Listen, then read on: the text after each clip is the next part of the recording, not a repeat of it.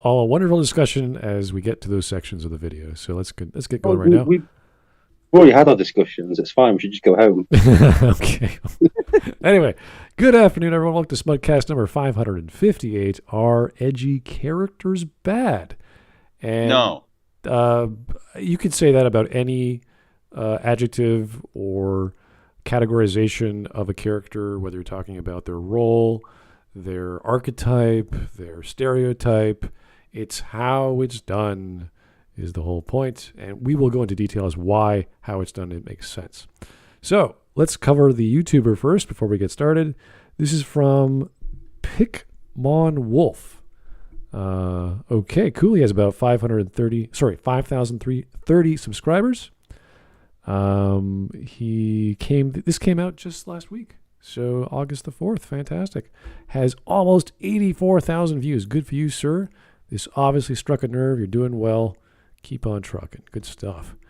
And we're looking at 23 minutes. So I hope you guys can sit around. This might be fun to watch. This might be a pile of crap. We don't know yet. We'll find out.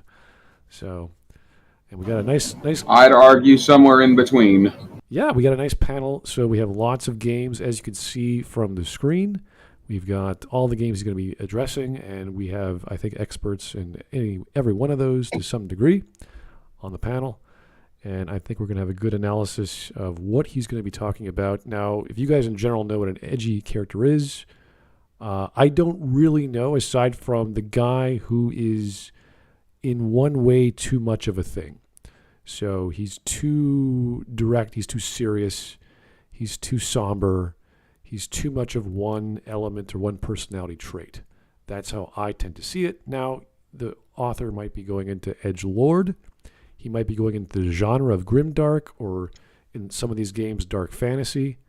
And then that's a whole other series of content that I guess expands on that idea. But there's other things like plots and character development that go hand in hand with a character. And that's what we have to address, why certain characters are good and bad, regardless of their edginess and how that's expressed. So Metal Gear Rising is probably going to be the more extreme of all these because it's already over the top, whereas games like Dragon Age is more dark fantasy to begin with, so everything's kind of dark.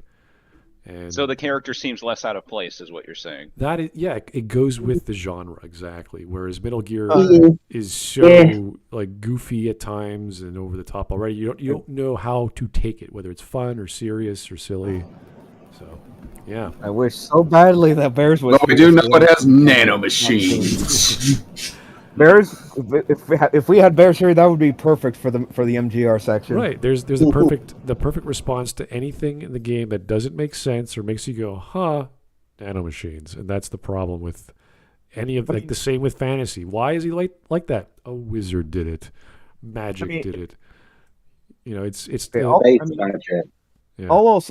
I'm going to say before we get to that part of the video is, like, at least with Monsoon, what he brings to the table to be a contrast to Ryan, at least that does service the story and his person and Ryan's personal arc. It's great. The problem with Monsoon is he is a magical floating accordion man who comes out of nowhere, and his body is like cut into like 20 different parts, and it's like, this is the weirdest thing I've ever seen. It doesn't make any sense. That's also the worst fight in the game.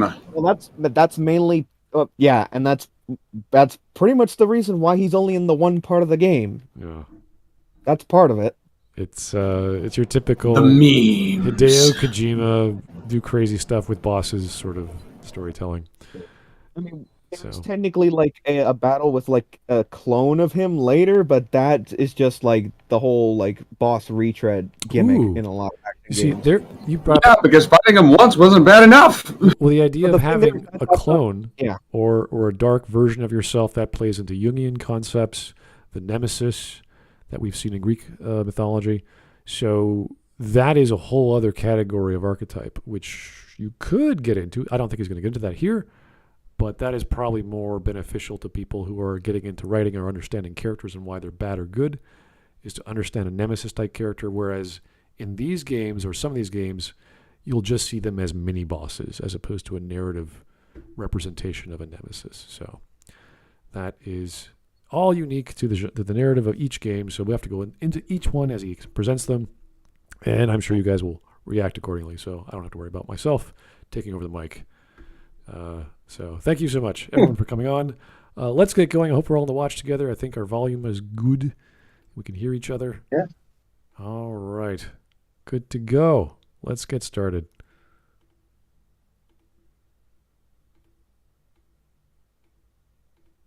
Edgelords, everybody's favorite character. Oh, so it is edgelords. Okay. Right, excellent. All right, let's We cross now know the what to best say. character off the list. Let's fucking go. Yeah. Well, he said it right off the start. No, he's not.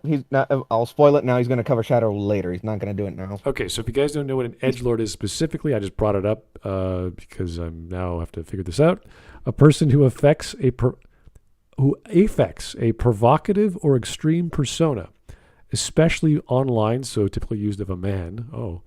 Edgelords act like contrarians in the hope that everyone will admire them as rebels. Huh. Okay. Okay, so we're looking at the try-hard rebel then. That's what we're gonna. That's the definition then. That, yeah, 21st century word. So it could be different over the years as we came out with it. See, to me, So it basically, the depends 12-year-olds who blast Linkin Park in a Call of Duty server. Unfortunately. Maybe. Maybe if the gaming side of edgelords would be a thing, but I remember seeing memes of like the dude with the katana with the black jacket and the shades, saying here's an edgelord, like stuff like that for fun. So See, like Look, Linkin that's what- Park, that's I what don't I think understand. One thing I'll never get is why people call Linkin Park edgy. Like, I don't think they know anything about the band if they're calling them edgy. They might be intense, but there's a lot of meaning behind the intensity. The singer was molested when he was a child. He later ended up killing himself. I don't know how much pain a person has to go through before they're allowed to express that pain in a meaningful way and not be called edgy. I think it mostly depends on the album because songs like Numb or Crawling are pretty on the nose with their lyrics to the point where it's kind of cringy. Yeah, I'm going to agree with that. okay. I mean, I like songs like What I've Done or New Divide, but Numb is a meme.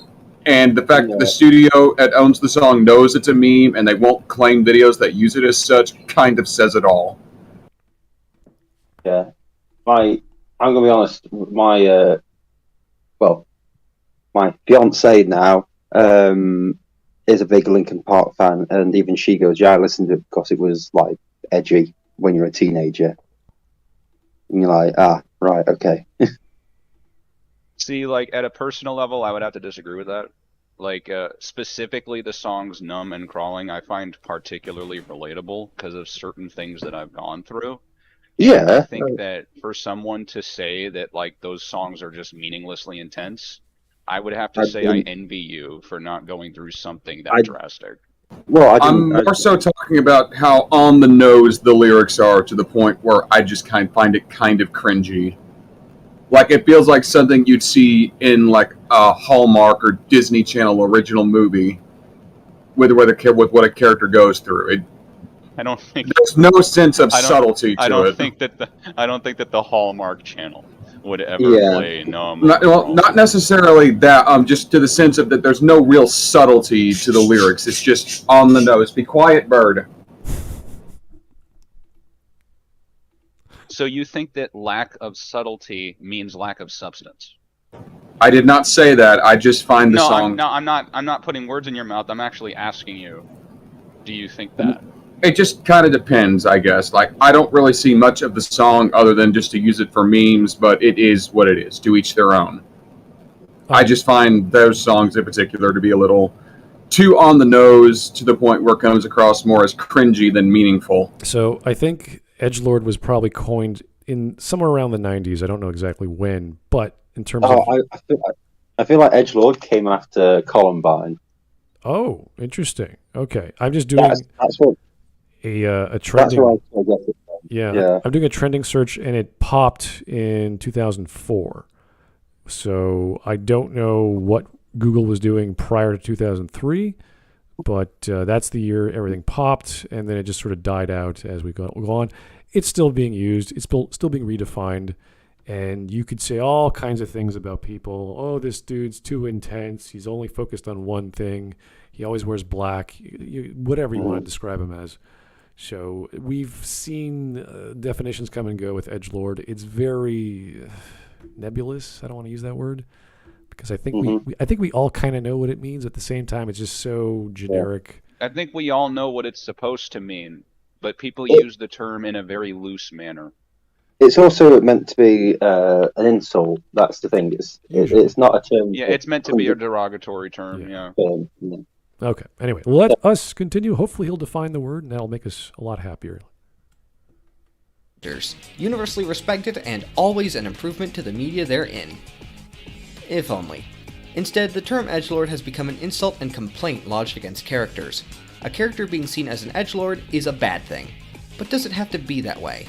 Are edgelords a universal negative to only be avoided? Okay, so he didn't define it. He's just saying it's bad. And you're like, that's not the best way to talk about a topic without defining the word. Anyway, let's keep going. Well, first, what is an edgelord? There it I'd is. say any character that has edginess as a central tentpole of their person. An He just edgelord. used the word edge Define in the edgy. definition of edge. Define edgy. He just pulled a Google. I mean, just What does define edge mean? edgy. It means thing that is edgy. Oh, thank you. I mean, I think You something might see that it, might bother you a little bit, but isn't necessarily a fault with the character, like with how dark a character can be. Take Jason Todd's Red Hood, for example. He's willing to kill villains who need to be killed. That's kind of antithesis to Batman, who will just crack their skulls and leave them on the pavement to go out and commit more crime. That you could be seen as edgy because he's taking a necessary step to stop so they never commit a crime again. Well, you know what? Opposed, you know what? I think Jason Todd, I think that's actually a great character you're bringing up for this topic, and there's a reason for it. Because Jason Todd is written to be wrong. We're supposed to disagree with him. But at the same time, you can also see where the character is coming from, and he's not necessarily entirely wrong. I don't know how else to put Especially it. He's since not entirely and wrong. it makes sense, yeah. And not only that, but it also makes sense for the character to have the motivation to behave that way because there was something that happened to them that caused them to behave that way. Yeah, I don't think there's anything specific to plot that would cause someone to be an edgelord. You could have any reason. And the problem with a lot of these, like, I'm assuming Kai Lang is going to be in Mass Effect 3, is we don't know why. If we just have a reason why he is the way he is, then great. Fantastic. Let's all hate him together for the good reason that he's a hateful character. But we have no clue why he's so the way he is. Well, he prances around with a sword. He's like a souped-up phantom villain that's just a mini-boss, and he just has rechargeable shields because the plot needs him to, like all this other gameplay. Yeah, but Smud, he also ate Admiral Anderson's cereal in a comic. In the book, yeah, that's right. Do you remember that? He ate Admiral Anderson's cereal. He's so badass. He was so confident with himself, he wanted to spite him, and he sat in his Citadel DLC apartment and started eating his cereal. That's how badass he is. I can't wait for that book to be rewritten more correctly. Yeah, any day now. Just What's it now? 10 years? At least 10 years. Holy hell! What they got? George R. R. Martin on this? Yeah. Oh, poor BioWare. Poor BioWare. They are posting job hires every month on their Twitter. Exactly the same post. I keep applying, but it turns out they just don't take me. Wait, who's posting jobs? Because I am fucking dead broke right now. Well, BioWare has been posting the same GIF of the positions they need for the past 2-3 months now, and I don't know why no one's going because it's summertime in Alberta. It's nice weather. You just drive down there. I can tell you. I can tell you why no one wants to work with EA, but you can look it up for yourself. They're not a good company to work for. Yeah. Oh dear me. But no, I can with Kai Lang, I can understand why people would call that edgy, because he is just literally like there's no reason for his character to exist. there's no reason to have a bloke in a sci-fi setting use a sword. Yeah, and that's why And not like a laser sword or a magic, a super duper. It's just a normal metallic sword that can be broken by someone punching it. Well, he was supposed to be the Darth Maul of Mass Effect, which is probably a stupid idea to begin with. And that's... No, Darth Maul had 4 lines and was cut in half before he came back. Yeah, Darth Maul didn't really get to be good until... And he said them really fast and really quietly. Yeah, Darth Maul really didn't get interesting until the Clone Wars TV series, where they made him a terrifying villain. Yeah. Whereas Kylan got, beaten in every single situation. I'm being honest here, that bullshit fight on Vessia, where you can't win because the game makes it so you can't win, that's not him being amazing. Yeah, he's a souped-up phantom that the game wants to not die. So, anyway. And they make him almost like Shepard's nemesis, and you're like, no. Yeah, see, that would have been fantastic if there was an actual nemesis character aligned with Shepard, or a dark version of Shepard, or whatever. What do you mean dark version Shepard? We got the clone in the Citadel DLC. That is a closer, almost on the nose nemesis. You're right, yeah. Yeah, that guy who goes, oh, I could be good. Nope, lol, joking. No. And splats onto some poor bugger's window. Yeah, we can't deal with this character who's a clone of ourselves. What do we do? Oh, we'll just kill him off. Great idea. It's like, oh, I don't want to die. Okay, give me your hand, you'll live. No, I changed my mind. See you later. No. BioWare. Anyway, let's get going. Personality. A character who is edgy is not necessarily an edgelord. Can I just say, she's absolutely gorgeous, even all these years later. Ugh, Yeah. Morrigan. Whatever they did to you in Inquisition. Ugh. Like, you know what it is? I almost think that, let's just take the word edge and let's define it as behaving in a very intense way, right? That may or may not be reasonable depending on the character's circumstances. And maybe there's a percentage, maybe have edge be an attribute with a percentage next to it. Well, also, instead of defining a character as this is edgy, this is not edgy, maybe it's maybe we should look at it in a more fluid way, where it's well, are there certain ways why this character behaving this way would be understandable? There you go, because it's a negative connotation. So when you say they're extreme, look at Morrigan. If we didn't know she came from a witch's hut and she lived in the marshes, and she dressed the Kakari Wild. Yeah, if you had no idea, why are you dressed like this? This is weird. Why do you sound like that? Yeah, but why does she sound like that? That's because of voice actresses from Australia. My God, the racism here, Jesus. Well, that's the thing. If we had no idea about her background, why she's the way she is, why she's naive yet super intelligent, we'd be like, this is too much. Yeah. This is too many character traits that don't add up, and you need that to fill the blanks. Give a reason to their intensity.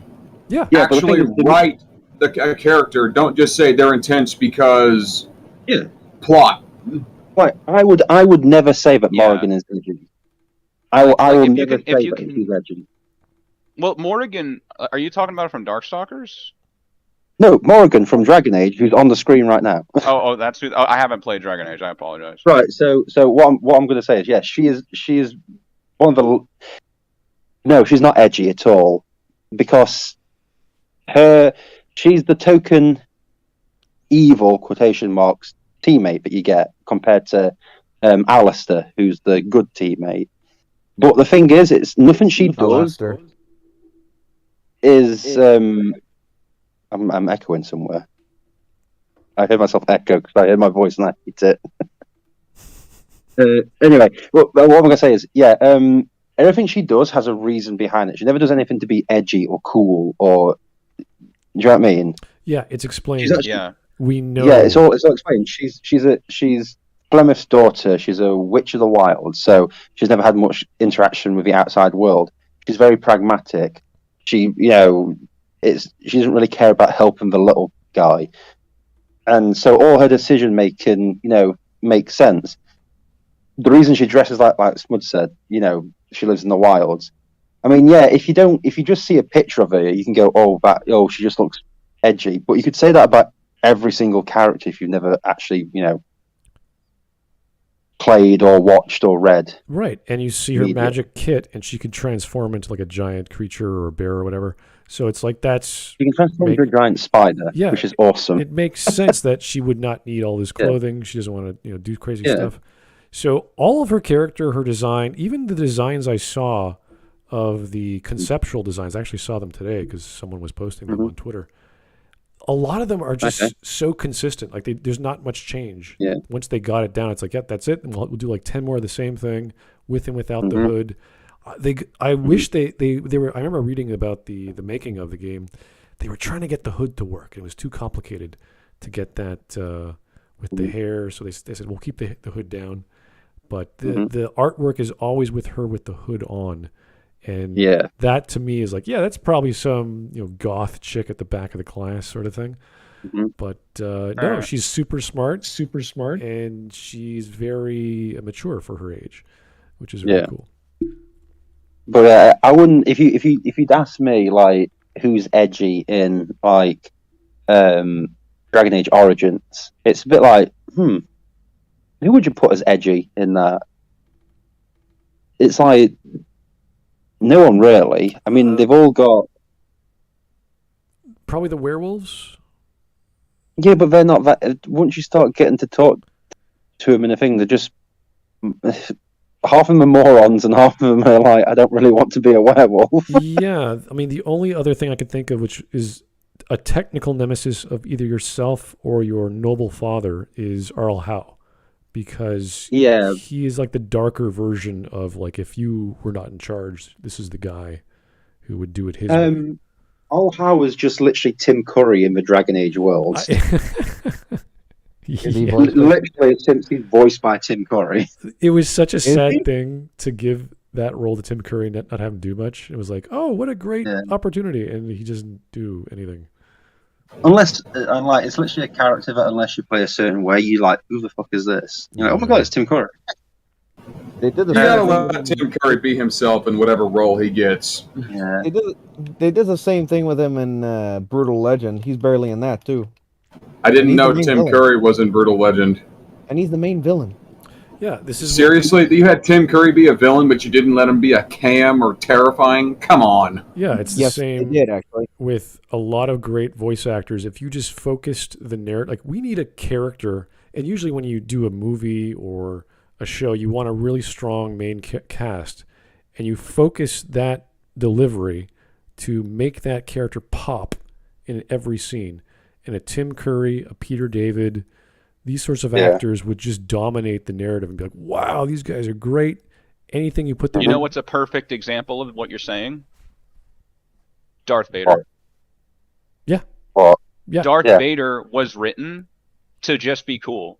He's there. And when the voice actor actually inquired about Darth Vader, where he spoke with George Lucas and he said, I would like us to get more in the mind of Darth Vader for the next 2 movies so that I can better understand him and I can better perform. And George Lucas said, no, I want him to be dark and mysterious and cool. I think it would be cooler if we don't explain who he is. So Darth Vader is like, I like Darth Vader, don't get me wrong. I'm not talking shit. That's why I feel like there's some nuance to this.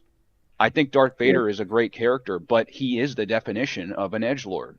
He is. He was written to be cool with no explanation for why.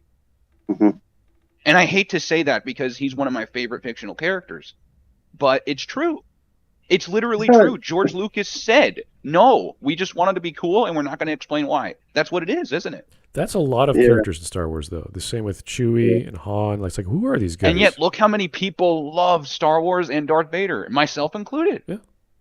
Simple. Yeah, so I feel like there's some nuance to it, but what you were saying, I think it was Smud that was saying it, how sometimes you can have a character that has a very high percentage of edgelordism, but the performance of the voice actor kind of salvages them.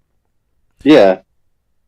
You write. Yeah, no, that's true. Yeah, you write the character for the performance because that is ultimately what the people are being stimulated by, is this wonderful voice acting and or acting talent when you're talking about a movie.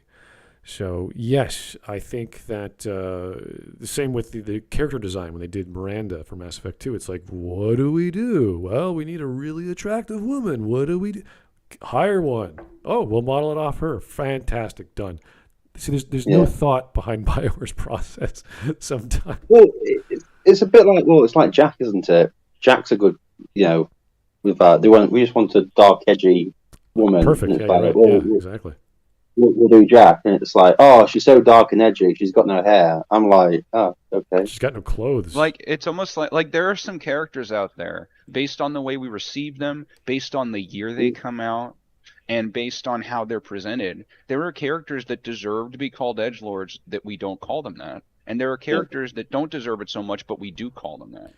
Yeah. And it's like, so I just think that's very interesting. I just wanted to say that. What's that? Yeah. But I think that was an excellent point you made just now about the voice acting. This is why I tend to review, or in the past I have reviewed games that have voice acting, because it adds a whole other element of the story that you would not just get from a dialogue box or a prompt. And to see that, especially with Mass Effect and Deus Ex, where they make dialogue the main gameplay component of the game, is like such, like they understand what that means to the audience, that you are in control of the character and what they say is what they're going to do. So it's almost like, take Elias Tefexis outside of Adam Jensen and you would have a totally different game. So okay, I'm going to read this comment solely because it mentions Soul Calibur, one of the greatest video games of all time. It's by Aurora Noah Zero. Ivy from Soul Calibur is objectively better than Morgan from Dragon Age, and I don't care if I piss off Hawk by saying that. All right, thank you, Aurora Noah Zero, and thank you for bringing up Soul Calibur. I've played that game, and okay, but you could be wrong about your opinion. All right, I think we've talked long enough on this specific aside. Let's keep going. Morgan is edgy, but she's not an edgelord. Her mysteriousness and lack of understanding of the outside world are at the core of her character significantly more than the edge is. So, the main question here today: can proper, undeniable edgelords be good? Not yet. Let's start simple and Shadow look at an edgelord that is already he's teasing universally me. hated, and dissect He's how the teasing character's me. edginess makes them so Later. bad. But what edgy character could I bring No, up? you know that what? He knows. Shadow is the most he's the most popular character in this video, and that's why he keeps teasing it. That's why he's fucking teasing us. I mean, I don't see a problem with that because he's still correct on that. So. I want to talk about Shadow. nobody will like, and one where people who watch my videos are already familiar with, although Kai Lang is exactly how not to do an edgelord. He is such a perfect example of doing one badly that he works as a good control group for this analysis. Okay, so Kai Lang, let's forget the term edgelord. You guys give me a reason why he doesn't work. First and foremost, he sucks as a character. Okay, but Unfortunately, I'm not familiar with this character. That's okay. I'm not familiar with Mass Effect, but looking at this character design, it feels like they're trying really too hard to make a person who's intense and angsty for the sake of having a character who's tense and angsty. Okay. Yes. The reason why I brought this up is because I mentioned before he's modeled after the concept of the Phantom, which is a villain or not a villain, he is a character. Enemy type. Yeah, an enemy type from Cerberus that is just, generic dude to shoot or chick to shoot. And he has the same sword, he has the same stance, his hair is kind of... Yeah, it's like he's just a souped up version of that, which is fine. You could take any model in the game and make a villain out of that and turn him into a mini boss. Are the Phantoms the Cerberus infiltrators, was it? They go invisible, they have a little hand cannon on their palm of their hand, and they have a sword they hold backwards, which is retarded. But You know what's ironic about that is, if you don't save Jack. Yeah, she becomes a Phantom. Yeah, exactly.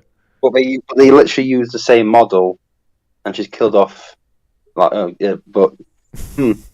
really like those Phantoms. Yeah, so the level of thought behind this character was created in a book prior to the game.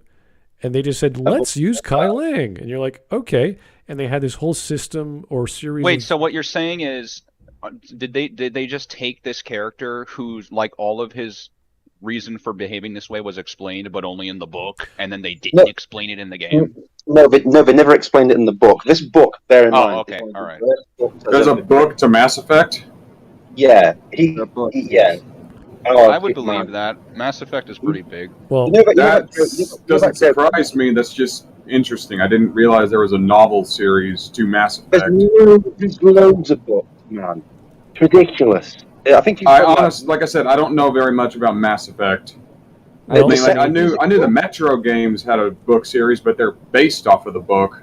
In my case, it's been ages since I've played the trilogy. I think it's Mass Effect Deception he's in. right. But this book is literally so bad that wasn't it decanonized, and they said they're going to redo it. I don't remember. They were going to republish Deception because there were a lot of bad... I found it. Yeah, Deception. Deception is notable for the negative reviews. In February 2012, BioWare announced that they intend to revise the novel's content for future edition of Deception to more match it with the established lore. No rewrite has been announced or published ever since. So it's been 10 years. The only thing you can do with it, rewrite it.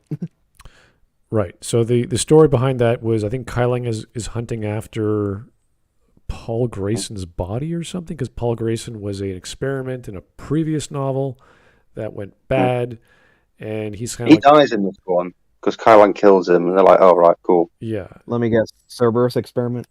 Obviously, and he's the cleanup crew. He's the guy. He's the cleaner. The guy who closes the leads, so no one could trace back to Cerberus. And there wasn't much to him aside from that. And if they just went with that, and we got the actual plot they had for him, which was he would smash into the top of the Normandy's window where Shepard sleeps, and he's hunting around for whatever. I can't remember what the plot was for. I think it was the AI to control the Reapers or whatever. And they switched that up to put him on Thessia. There's a lot of stuff they took out, but even with that, there was not enough explanation as to what the hell this guy is, who he is, what he's doing, why he's doing it, as opposed to comparing him to Saren from the first game, and we know just enough to know why he's bad, why he's doing what he's doing, what his philosophy is, and why he's a villain. It makes perfect sense with Saren, and they couldn't do that with Kai Lang, even though there was more setup for Kai Lang in a whole other book.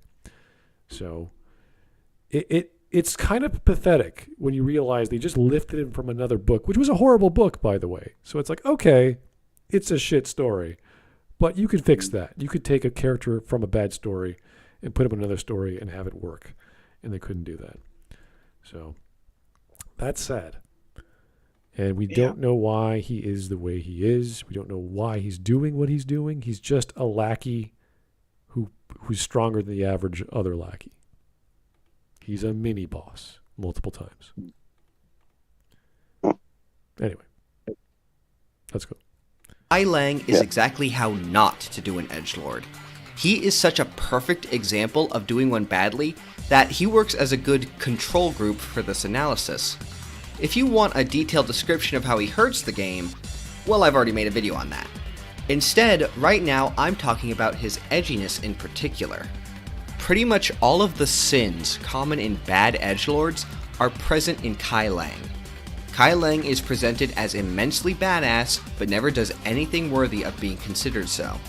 He beats Shepard, the player, but only because the game makes Shepard incompetent in their encounters. He's supposed to be a reoccurring foe who you have multiple near-death battles with, but instead he gets a cheap win, then runs away.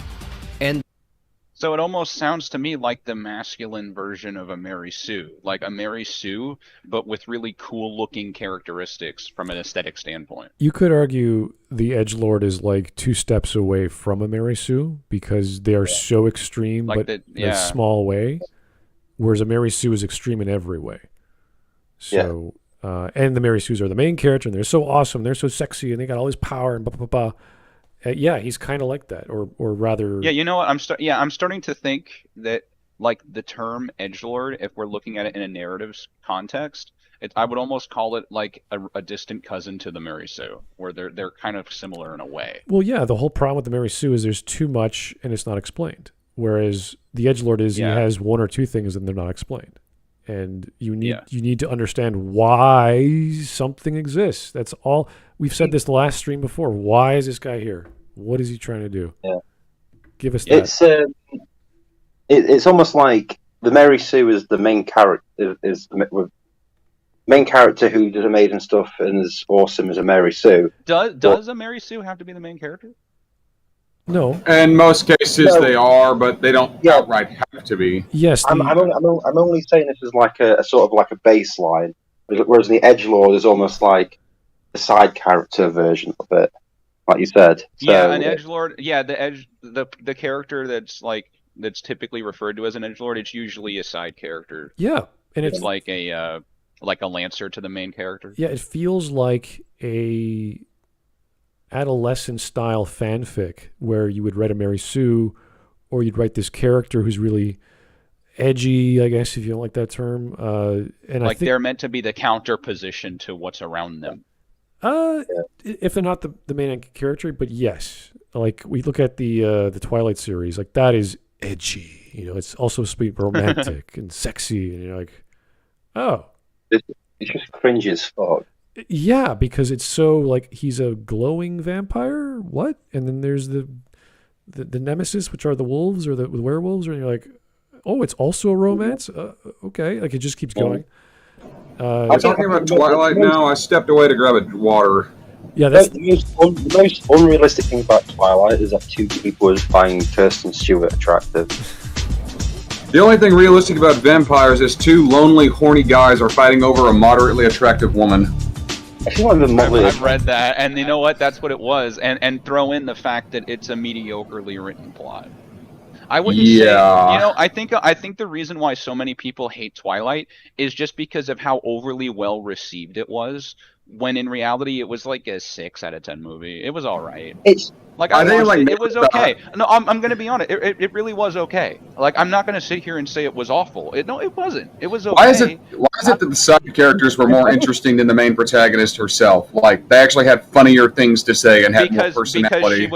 Because she was a self-insert character that was kind of an isekai, but not really. Because it's the strange creatures being in the normal world, not the main character going into the strange world. So it's almost, that's why the side characters are so much more interesting, because she's supposed to be the plain Jane vanilla visual novel type protagonist that we're following, and these extreme things are happening to her. Yeah. Okay, but why aren't her two love interests more interesting? Like they're boring and bland, but not interesting. Their freaking friends and family have a whole lot more personality. For example, my sister, I saw a piece of the third movie my sister was watching. It's one of the vampires goes, "How did you break your hand?" "I punched a werewolf in the face." Damn, that's badass. I want a movie about that guy. Exactly. Like the friggin' side characters, they get 4 lines of dialogue, have more personality than the protagonist or her love interest. That's bad writing. If you like the setups of Twilight, but you think it's terrible, watch Supernatural. I've tried to watch Supernatural. It just pisses me off. Why? What was wrong with it? I'm curious. The only episode God is evil and religion is like, it's just so, it feels like it's written by a 14-year-old atheist on Reddit. How far in did you get? Wait a minute. How far in did you get? I don't even know what episodes I watched. It just came on in passing. It's like, this is because the later episodes get a little pro-religion, to be honest. If I'm being honest, the later episodes, they do get more pro-religion. Like in my opinion, when you get further in, I don't want to change the topic for too long, but in my opinion, when you get further in Supernatural, there's a little more nuance to it. It isn't telling you to follow religion or to not follow it. I think it's just using set pieces from the Bible to make the story more interesting. I think just the couple episodes I watched were probably at The 2 episodes I watched may have been like bottom of the barrel. Like every show that ran for that long is going to have its bad episodes. Okay. Yeah. Isn't Supernatural a CW show? I think so. Yeah. I don't remember. Right. I thought it was That pretty good. I explains mean, that there was one episode that I didn't like. There was one episode that had like a shoehorned racial comment in it, and that Yeah. was the only episode I didn't like. All the other episodes I did. I might give it another chance later, but I've got other things on my plate, so I don't really have a whole lot of time to watch TV or stream content much anymore. No, you're good, Yeah. man. I'm still surprised that you're worried about going on a tangent. I mean, we literally had an hour-long socialist rant by Whisp like every week. don't worry about a tangent about Supernatural. You know. Okay. All right. Anyway, I got to read some donations that you guys didn't see yet, but here we go. Here's Ooh. Krogress Hideout. Thank you, sir. There is a category of edgy character that I call parody edge, which I define as characters that are so edgy that it becomes hilarious. Great example of being Lego Movie Batman, which takes from the various movie Batmans and cranks it up to 11. That's a good point. The Lego Movie Batman is freaking hilarious, and the way Batman's portrayed is I just honestly so I over the haven't top. seen It's it. genuinely funny. I haven't seen it, but the trailer made me laugh because all my best friends know this about me. My favorite thing about Batman is how much he blames himself for things that are not his fault, and then he tries to fix them. And it's like the movie was like the trailer had him say he like was holding like a chicken leg or something, and he was like, you know what? I deserve this. I deserve this today. I just thought that was so funny. I cracked up. Like I was in tears at that line because it was so funny.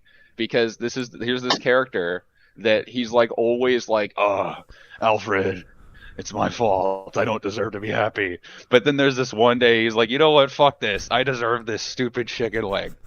I just thought it was so funny. The Lego Batman movie is also very aware of movie tropes to the point where the opening dialogue is mentioning great movies always start with lots and lots of logos. Well, when we're at a comedy or the genre is comedy and you're doing a parody, most of the rules go out the door, so that's fine. All right. Here's Also, just one thing. Don't you think that this female shepherd looks really, really, really ugly? I mean, her eyes kind of like stare into you, and I don't know if it's I don't think she's pale. I think that's a glare from like a screen or something. But it's like that's just the flare.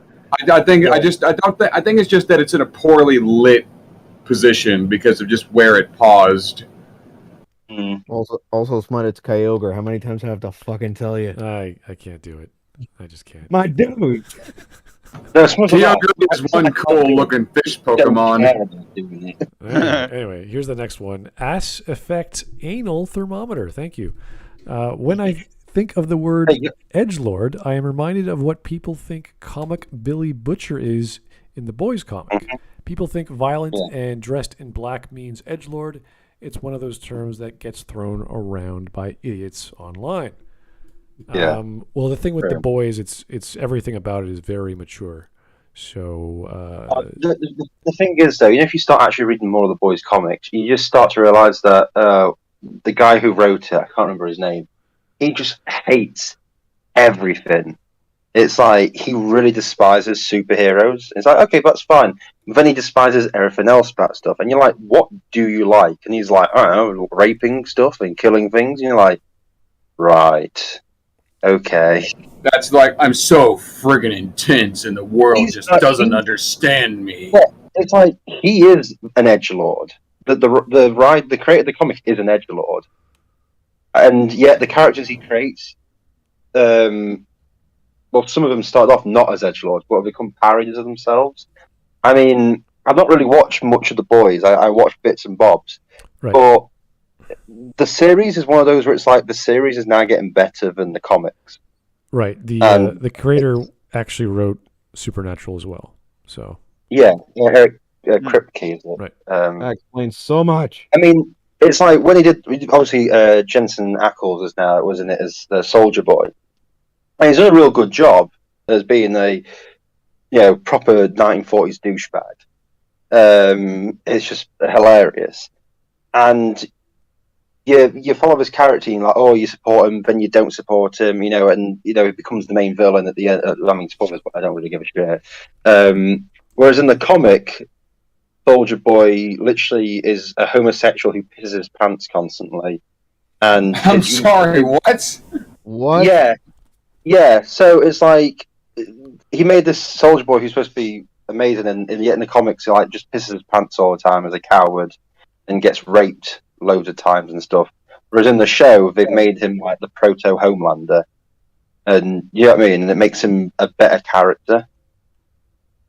So it's like, the guy who creates the boys is just literally just an edgelord who's doing stuff just to be edgy, and it's not working. So, hey ho. Okay, here's our last donation, hopefully, and then we go on with the video. This is from the Goys. The Goys, thank you, sir. Actually, Hawk Garth Ennis, the Boys writer, doesn't hate superheroes. I thought it was Eric Kripke. Okay. What he hates is that it's the dominant genre in the comic medium, since he was a massive fan of war comics and he wrote several war comics. His Superman run was fantastic. Yeah, I'm gonna probably disagree with that, because as the Boys has gone on, and as he keeps saying now with stuff, he really does despise superheroes to the point where he doesn't believe there's any good superheroes.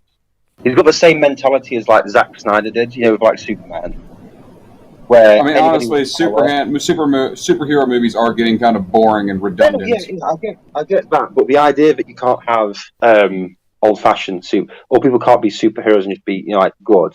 There's always, it's like when Zack Snyder was doing Man of Steel, he came out of that interview saying if he had the power of Superman, he'd be murdering people left, right, and centre. And you're like, whoa.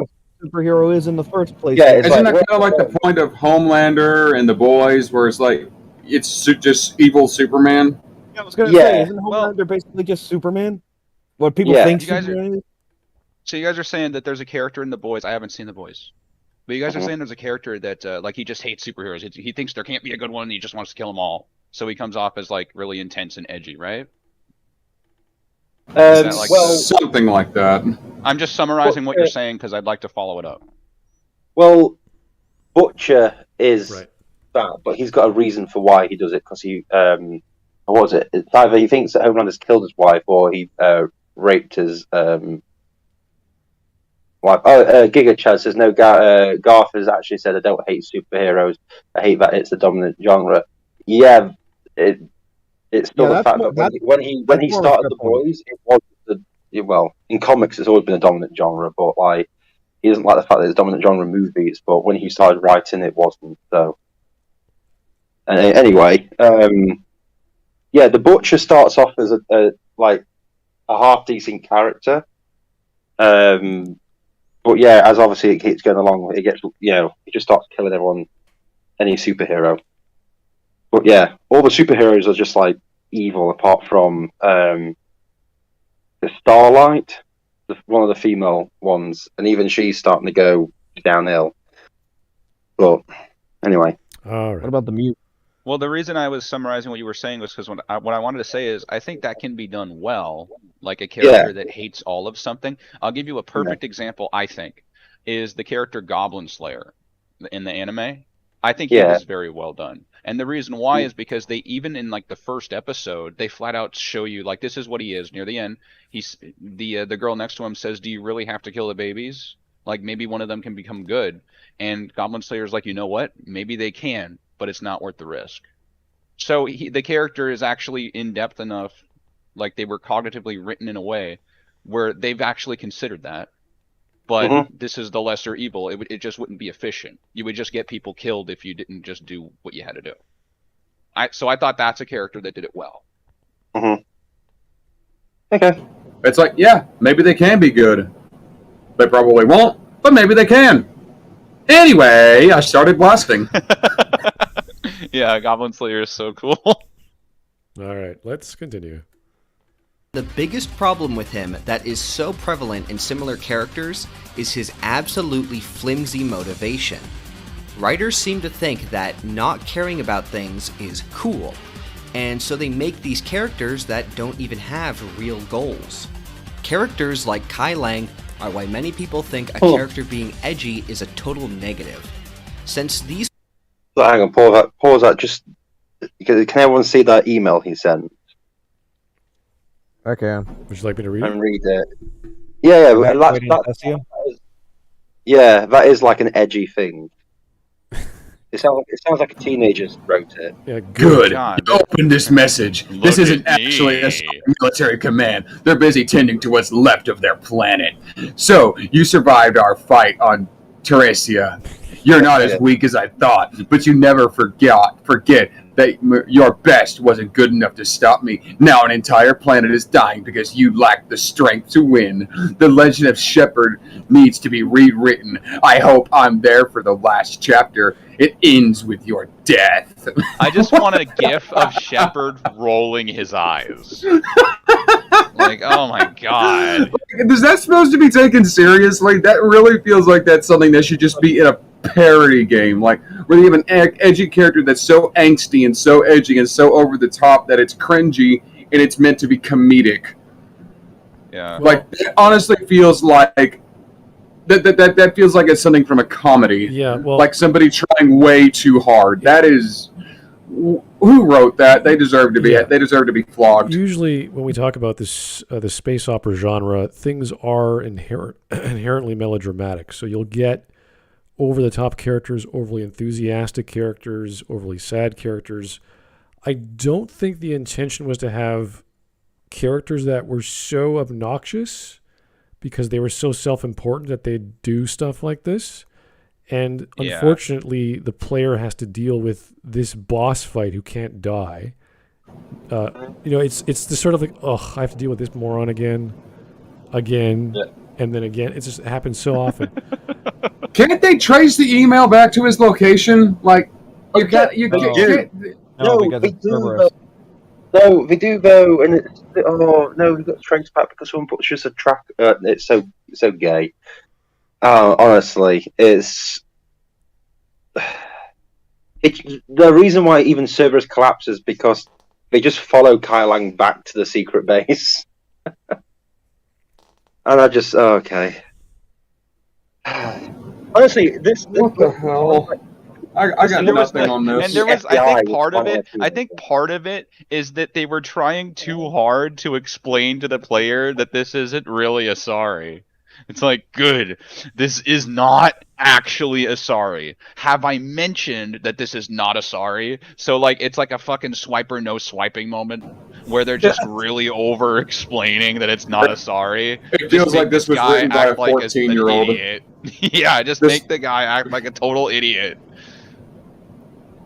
It's like I expect something like this to be on like what the FBI would like plant on a 14-year-old kid who just shot up their school.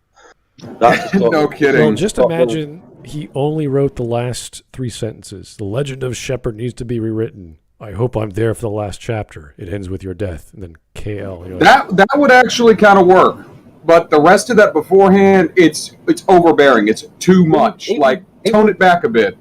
It would just work. Actually, you know what I would do? You know what I would do? Here, if I was the writer, this is what I would do, because I really like the trope of the villain fucking with the main character.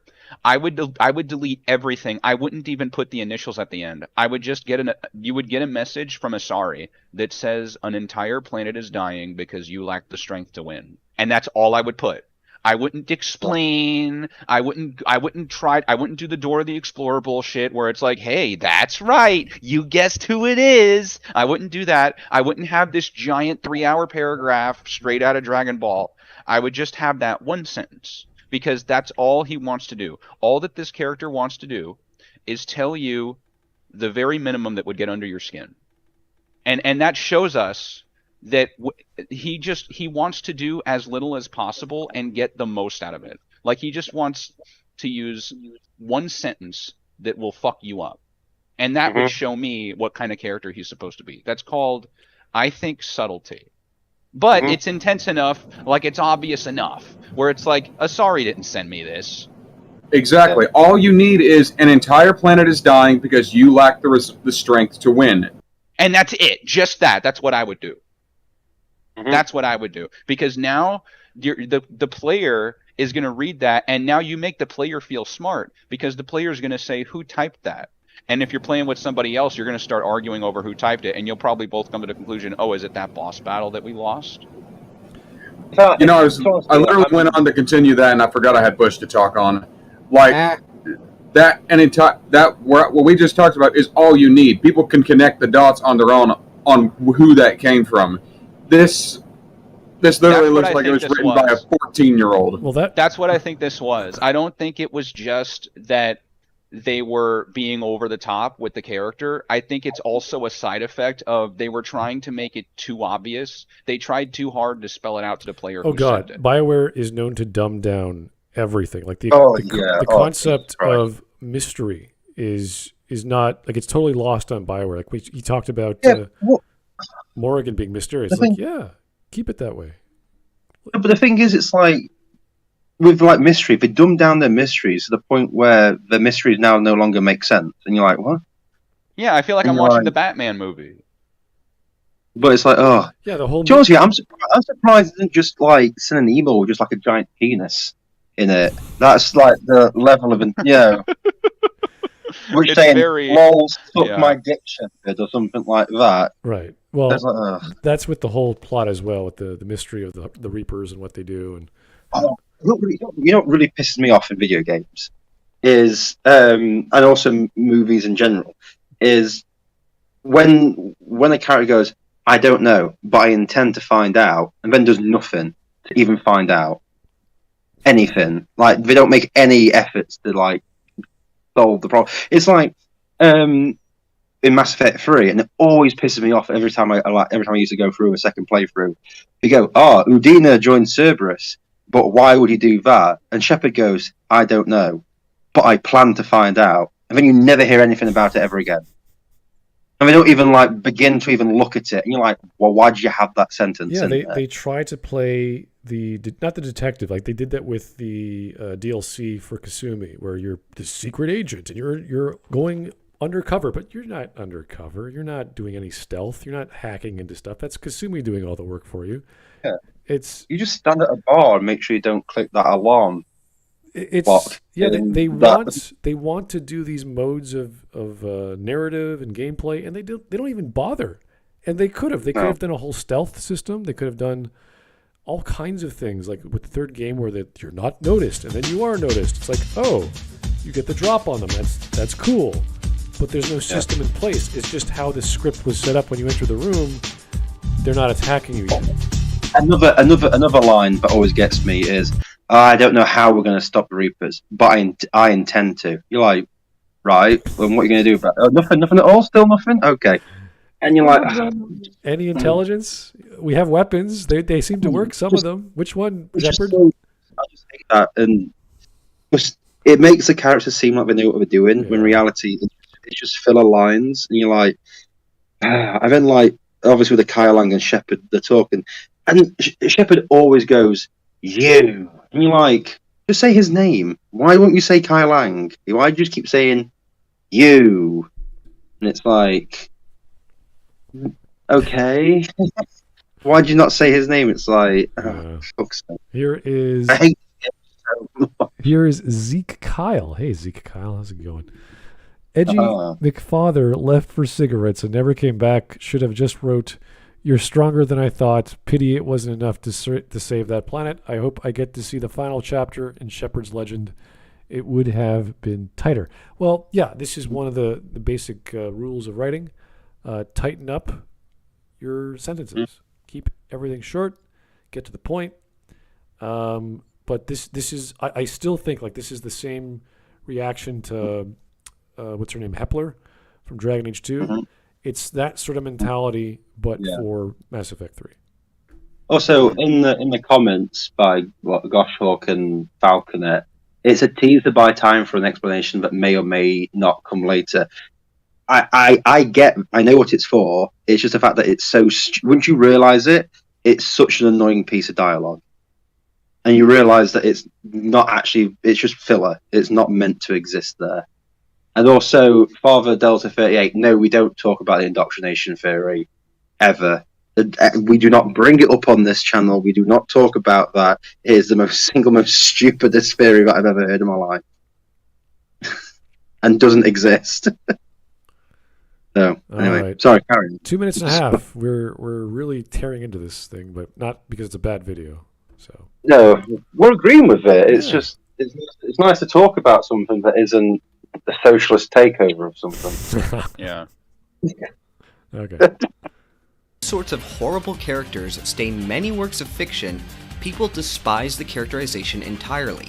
But I truly think that edgy characters can be good. And I don't think they have to be any less edgy for it. They just have to be executed well. Let's look at a character who is very similar to Kai Lang on paper, but genuinely improves the game they're in. Monsoon from Metal Gear Rising Revengeance. Monsoon just shows up with zero build-up, goes on a rant about his philosophy, and most importantly, bosses around the already established villain, Jetstream Sam. On paper, this is no better than Kai Lang. Okay, that's where he's wrong. This is like something that would this is almost like something that would be in a weekly manga. It's like, oh, the old guy's weak now. Check out this guy, and you're like, oh shit. The reason Monsoon works is that he doesn't overstay his welcome. He shows up and then he's dead. Yeah. That's it. He shows up to say, "Fuck you, I'm stronger," and then dies. There could be some narrative reasons. I don't remember, as I watched the Let's Play, or rather I watched Bears play it live. But with Monsoon, he dies. You actually can kill him. In Kai Lang, it's like, oh, I can't kill him now. Oh, I can't kill him now. Oh, I can't kill him now. And then finally... It's not just you can't kill him. That fucking helicopter thing, or whatever it is, that just shines a light at you. It's like, oh no, a light! It's like, what? Why are we being blinded now? We've all this technology. And Monsoon actually has a philosophy to him. It's nihilism, but it's still a philosophy. Good point. Yeah. Because that is actually part and parcel of being an edgelord. Nihilism or solipsism or death and everything is meaningless and existentialism, that sort of thing. So He also goes on to say about how memes can influence people and shape their opinions. Yes, it's cringy and funny, but he's got a point. Political memes on social media, people tend to blindly believe them without doing any kind of research onto them. It's very true. Like, I've actually, When you're dealing with characters and narratives like a Hideo Kojima game, and even in the normal games, but especially Revengeance, it's so already hammy, like 10. It's a level of 10 for hamminess, that he could be talking about the Declaration of Independence and the importance of Rocky Road ice cream. You know, it'd be like, oh, okay, that's why life is good, okay. And he will fight to the death for dairy. You know? I mean, today Kojima's kind of a weird guy. Let's be real. Yeah. He'll invent a character like that, and you'll be like, oh, great. But then you do amazing fight scenes, and this is one of those games where it's over-the-top fighting. And it's fun. It's fun to fight. It's a puzzle. But isn't like Hijima, like, every single time he makes a new Metal Gear, he tries to make it as ridiculous as possible, so we will stop asking him to make more. Basically, yes, actually. Yeah, and then they keep going, no, make more. He's like, what, really? Like, you want these films? These games make, like, no, make more. He's like, but I'm literally, like, I'm sure the next one will have, like, just two giant tits fighting against each other. Yeah, well, like, when he made a character that turned a Tommy gun into bees, and that was his power. Pain. What is going on in this world? He made a character that breathed through her skin, so she was naked. He made a character that reads your memory card just to fuck with you. Yeah, and they went, yes, more. He's like, no, let me stop making these. He made a sniper that could photosynthesize. All of them are dead. Every last one of them died painfully because you were too busy playing Super Mario Sunshine. Mm-hmm. And the player's like, what the fuck? He's a weird guy, but it's It's hilarious. And you can't beat him unless you put in the second controller port for no reason. Wait, it's And like, then you have to switch them back every now and then. if I You have didn't to play switch Super them back Mario and forth. Sunshine, do I have to do another playthrough without playing Mario Sunshine to save this guy? It's like he was just like, yeah, I've done all these weird Luigi's things. Mansion, do you? Let me please just get back to walking simulators with what's his name from Walking Dead. That's all I want to do. You talking about Christopher Walken? No, what's his name from The Walking Dead? No, I don't know. Fellas, you like Castlevania?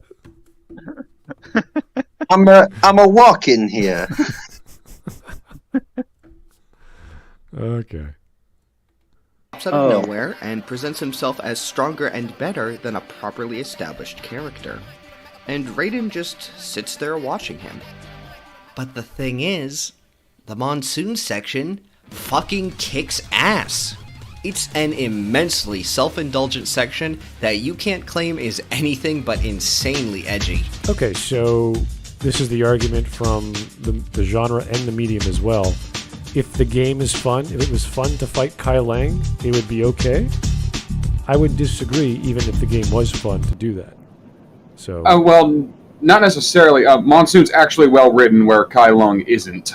right, but if this is like he just described the fighting is fun. But Smud is talking about this guy's argument. Yeah. Mm-hmm. This guy's argument is the fight is well done, therefore the character is well written. And that's the I would argue that the fight is the worst. I would literally argue that the fight is terrible, but the character is actually still does service the plot. right. This is Because it makes Raiden get over himself and embrace the killer that he is. yes. He's not making the argument just based on the fight, though. If we stop cutting him off, he's also you're right. He's also making the argument based on whatever he's going to say later, as well as the fact that he liked the presentation of the character's introduction. right. So we can imagine if Kai Lang had some cool gameplay elements that made him a worthy target or a worthy adversary, then it would be from the medium argument, which people make this argument all the time. Like the game is fun, storyline is second, character development is second. Yeah, That's fair. If that's your thing, we can't argue with that because you like a thing for a different reason. But from a storytelling reasoning, it makes no sense with Kai Lang. So Yeah. all right. Here is my source: is that I made it all up. Thank you, sir. Aha. It should be noted that Monsoon does have more of a point in the story than just being an edgy villain, which was to call out Raiden's hypocrisy and help him go on his arc to Sword of Justice Man to I fucking love war man. Okay. that's pretty much what I said before Yeah. about Monsoon. It services his arc as well as the story in general. It Well, makes Kai Raiden Lang is- embrace the fact that he is a killer, but he's a killer with a purpose. Yes. Kai Lang just exists so Shepard can say, "This is for this other secondary character, you son of a bitch," and Pretty much. that's it. Yeah. I mean, that is what he's saying in the video. Yeah, no, I'm agreeing. I was just really pointing out what Kai Lang was. So he was just a villain for Shepard to kill because they hired what's his name? It's Martin Sheen, isn't it? Is it Martin Sheen or is it Michael? Which one is it? Spartan. Martin. Because Michael Sheen's that other actor. He was in Twilight as well, actually. Jesus. Martin Sheen was also in The Amazing Spider-Man. So Yeah, that's who I was thinking of. Which came out right before, well, I think right before or right after Mass Effect 3. Yeah, I mean, Martin Sheen's been in a hell of a lot of things before Amazing Spider-Man, but it's just I mean, I'm just a small little film called Apocalypse Now. I mean, that might have he's been in that. I mean, I haven't seen that. I know there's more. That's just the one I've seen. My dude.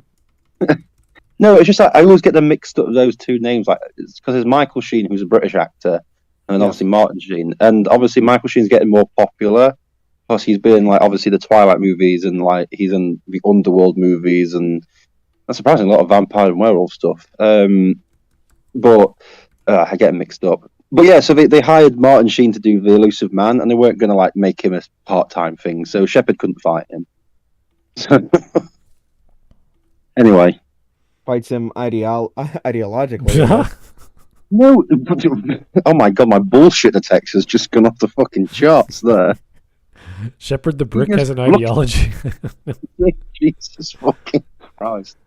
You know, some man just shoots himself in the head.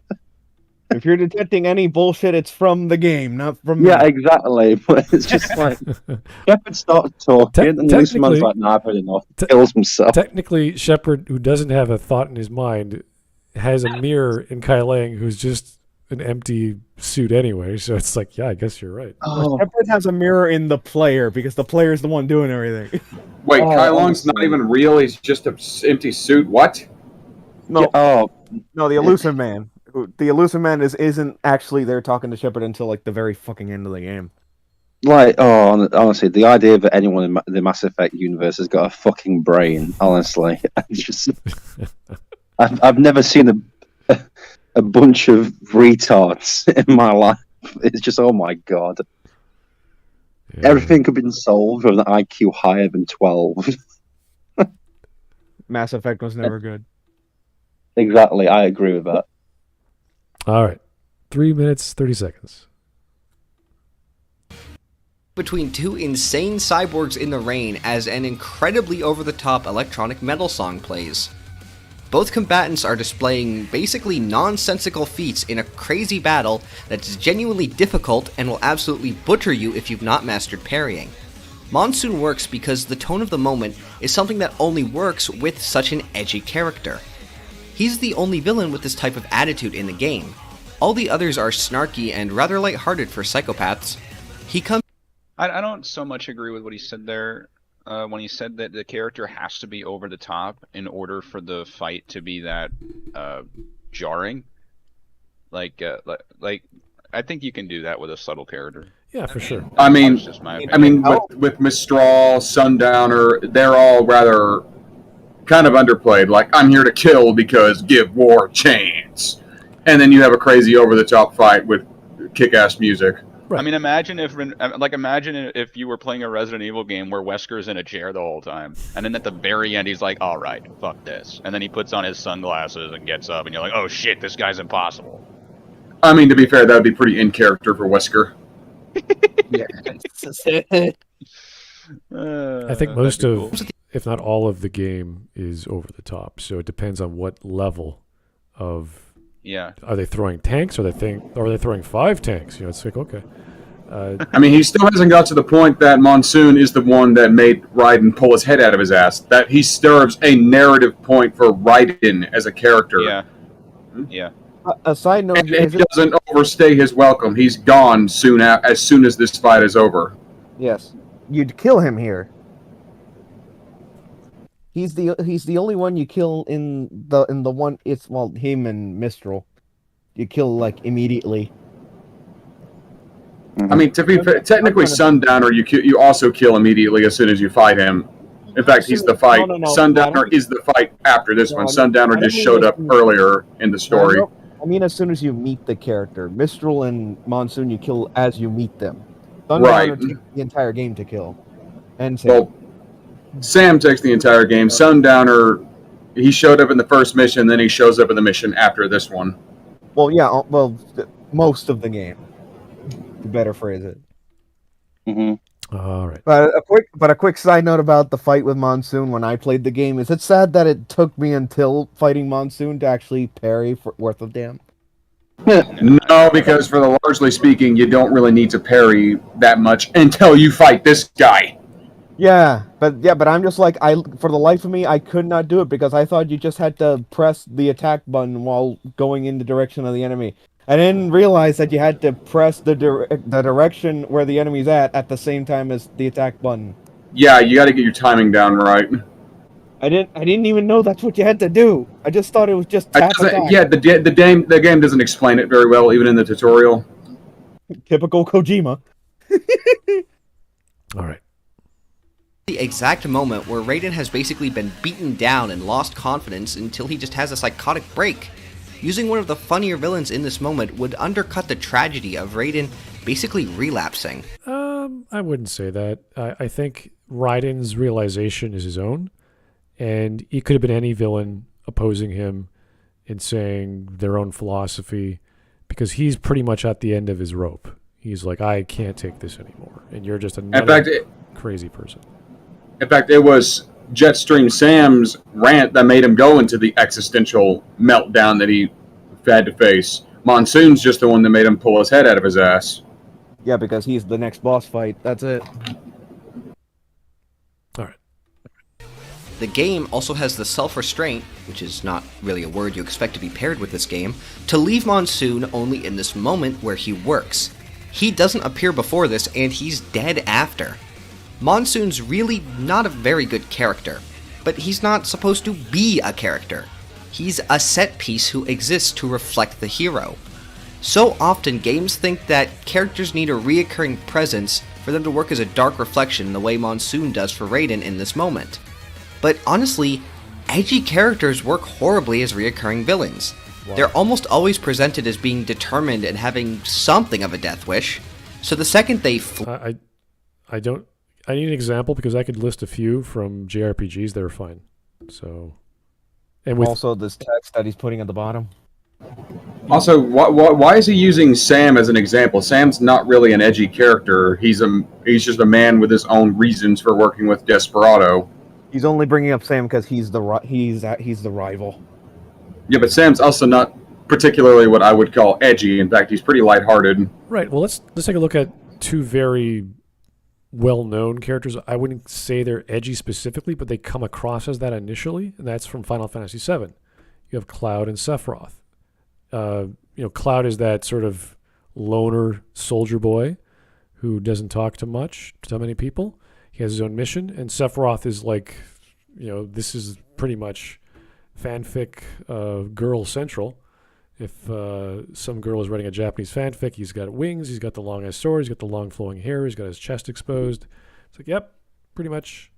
And I wouldn't say they're edgelords, but I'd say that they come across as that initially, because you don't know anything about them. But you keep encountering Sephiroth, and he foils you. So you could argue that you keep beating Kai Lang, or you keep beating Kai Lang off and surviving his encounters. That doesn't make him good or bad. That's just the narrative and where the plot's going. So yeah, that's just the situation. Yeah, I don't know. I don't think that's a factor in it at all. So maybe he's not looking at the whole picture of the story, but I don't know. He's got his own opinion. It's fine. Here is Among Us. Hey, how's it going? I don't know. Monsoon is pretty snarky. Every time he drops red phosphorus, he mocks Jack, asking, "Fear the unseen much, Jack?" And he's very smug when he asks Jack stuff like, "Who saves the weak from the man who saves the weak?" Like he's really rubbing it in. Yeah, I think that's part of his focus of that part of the story. To be the foil to Mr. Raiden's plight, which is to hold on to his humanity. Whereas Desperado are Darwinists. They feel only the strong should survive, and that the weak should feed the strong. They are the antithesis, or not antithesis, of the embodiment of survival of the fittest. Okay. Yeah. Keep on going. Yep. It just makes it seem like they're all talk. Look at fucking Hubert over here. The dude swears that he would happily die for Edelgard without any hesitation. Then he runs away 4 times. Wait.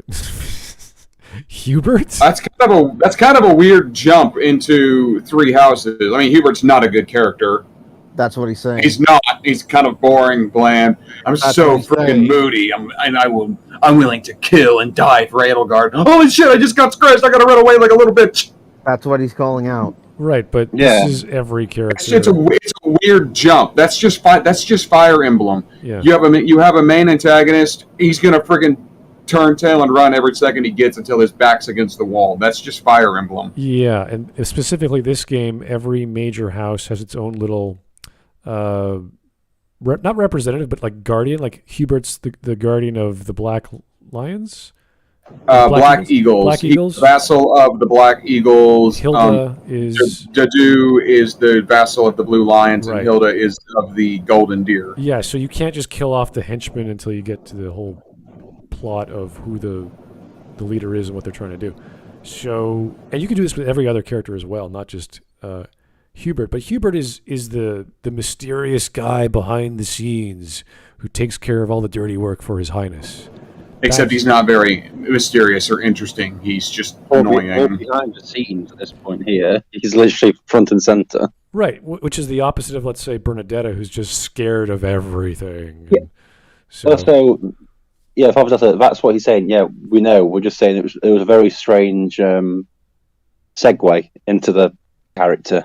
Yeah, whether he runs away in gameplay is irrelevant. That's not the point. Yeah, another thing in the chat, and I'm gonna ask Smud this. When it says Vicious from Bebop is pretty edgy, but he works because Bebop can have a very goofy tone, and he throws. I can't see what that says. Throws something in that. Do you agree with that? The thing with Bebop is it's very Japanese, trying to portray this weird space mobster sort of scenario, and Vicious is meant to be mysterious for the sake of being the nemesis. So he's not the edgelord. He is he's literally the nemesis. Yeah. So. What about for the live action version? I didn't even try to watch that. I just saw the trailer and I was like, nope. I'm not even. Yeah, right. No, Vicious. All I've seen of the live action version of Vicious is he's got bulging eyes and he screams a lot. Oh my god, that's the opposite of Vicious in the anime. Yeah. But no, yeah, you could say he's an edgelord because there's not much to him, and if you pick up on that, that's totally fine because he has a sword.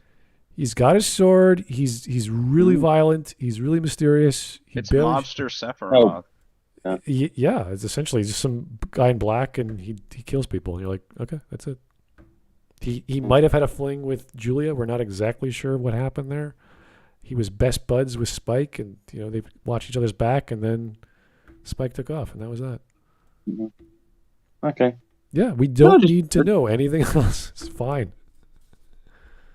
Yeah. No, that's fine. I just thought I'd ask you since you know a lot about that. Yeah, there's not much to talk about with background characters. Like, I wouldn't even know. I guess he's a secondary character. I maybe put him tertiary because he's barely in the story. So, you know what's really funny? I asked my girlfriend if we could watch the anime version of Bebop, and she said no. And then the very next day, she asked me if I wanted to watch the Netflix Resident Evil show. What? Is that because she has Netflix? Hey, let's watch something else on Netflix. Yeah, exactly. And I was like, she's like, you like the games? I'm like, yeah, exactly. So we're not watching it. Like, hey, let's watch a literal piece of garbage. She's like, oh, okay. Well, we can watch other things. I was like, right. Anyway, did Netflix license? I thought they licensed the cartoon or the anime. I don't know, but Smud, do you want the next thing she said we should watch? What do you think is the next thing? She goes, all right, Netflix you don't like watching stuff. What do you think is the next thing she recommended we should watch together? Star Trek Discovery. Nope. That's not on Netflix. Lord of the Rings, Ring of Power. And I was like, is that out? God. No, she saw it being advertised. She goes, "Oh, we should watch that when it comes out." I was like, "No, dear Lord." I was like, I said you are not picking any more shows." But that's not even on Netflix, though. Yeah, it's on Amazon Prime. That's the worst. She bought it. Oh, what a waste of money.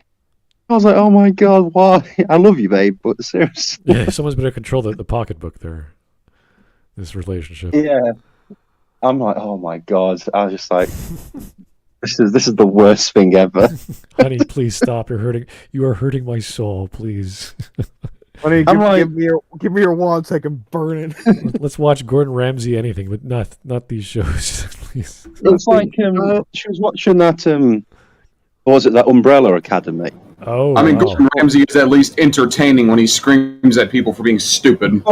But the thing, what's funny is we watched the first 2 seasons, and obviously I was bored of the whole thing because it's just, bear in mind the story is the same for all 3 seasons. And I told her, not watching season 3. I said I'm not interested, anything like that.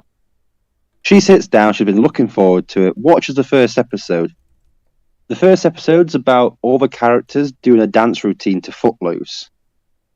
And my girlfriend literally went, "No, I'm not watching this. It looks terrible." And started watching a cooking show called Come Dine With Me, which is literally people cooking for other people. She went, "That was more interesting." I was like, "Oh, thank God, you're starting to learn. You're learning." Actually, I personally, well, I would find that one interesting because I like to cook and I want to try different recipes. Oh, it's great because they pick 5 people, and obviously they have dinners each day. And they're some of the worst people to cook, and you're like, "Oh, Jesus fucking." Also, they're really boring people. Yeah, it's an older show, isn't it? Because I remember seeing that a long time ago, and I thought that's kind of You know, they cancelled the UK version after it came to my hometown. Oh, Because the episode was that bad that they decided not to make any more. Because they win, I think they win £1,000. Like at the end, whoever gets the most points, yeah, wins the money. it's based on 3 factors. Yeah, and it's like in my hometown one, they were fighting each other with frying pans. And like, What? yeah, the hell? there was like fights and stuff, and like With frying pans? people were fighting, and like you go around to a person's house and they cook in their own home, and obviously with this version, in my hometown, the people didn't like each other, so we're like snarky and bitchy, and then one person assaulted a person, and it's like, oh, this is all live on national television as well. Yeah. It's based off food, decor, and entertainment, I think. You have to do things for your guests.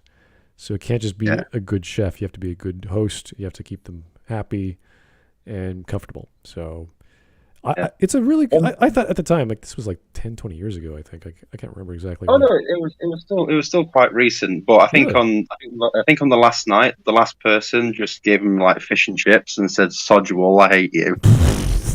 Oh my God. Just being blunt about it. Jesus. Oh my God. I don't care if I win. I just don't ever want to see any of you ever again. Holy hell. So it was like, I think after that they went, "Oh, we're not really interested in making any more." Wow. All right. Well, we're at 5 minutes. I'm liking the video. We can keep on going. How you guys doing? Yeah, we'll it's all keep right. going. I'm actually enjoying it. Yeah. We still haven't I mean, gotten to the it's start of the entertaining. show. Okay. We Let's got to keep get to the going. start. of the show, He's made guys. some pretty decent points so far. Yeah, they're a bit off, but that's fine. Like he has his own. Barbara Delta, if she ever mentioned the Halo show to watch, I think I would. Oh, with a pillow. that would be. Yeah, you got to be careful there. I think I can control more than just the pocketbook. We can control the remote control as well. I think I showed her a clip from the Halo show, and she went, "Oh, this looks really bad." I was like, Oh, No, really? good for her. All right, there's some hope for her left. it's that bit where when he throws that gun, and it looks really. They CGI'd that gun on the floor, and it looks so obvious. And my girlfriend's like, "Oof, ugh." Actually, I've really got to stop calling her my girlfriend since I fucking proposed today. So she's my fiance. Well, you're in a bind now. Yeah, I know. I had to do it. I told her last night I would never marry her. She started crying. I was like, "Oh God." Oh my God. I was like, "Don't cry," because I've like got this all planned out for tomorrow. Please, dear Lord. Oh my God. What a great setup. It'll never happen. Then 24 hours later. You know, because like she always asks me, I'm like, "Nope, never doing it. Nope, never doing it. Not interested. Why should we get married? We're happy like this." And she started crying. I was like, "Oh God," like really crying. And then she slagged me off to all her friends. I was like, "Oh my God, that bastard! He's never gonna marry me." Then exactly 24 hours later, right down to the last second, you propose. Yeah, exactly. And now she's sent messages to all her friends going, "Oh no, he's actually was lying and all this sort of stuff." I was like, "Yeah, thanks." Friends think I'm a massive dickhead. It was my master plan. You had I mean, no to be idea. fair, you do sound a bit like a dickhead. Well, yeah, I try my best to do that.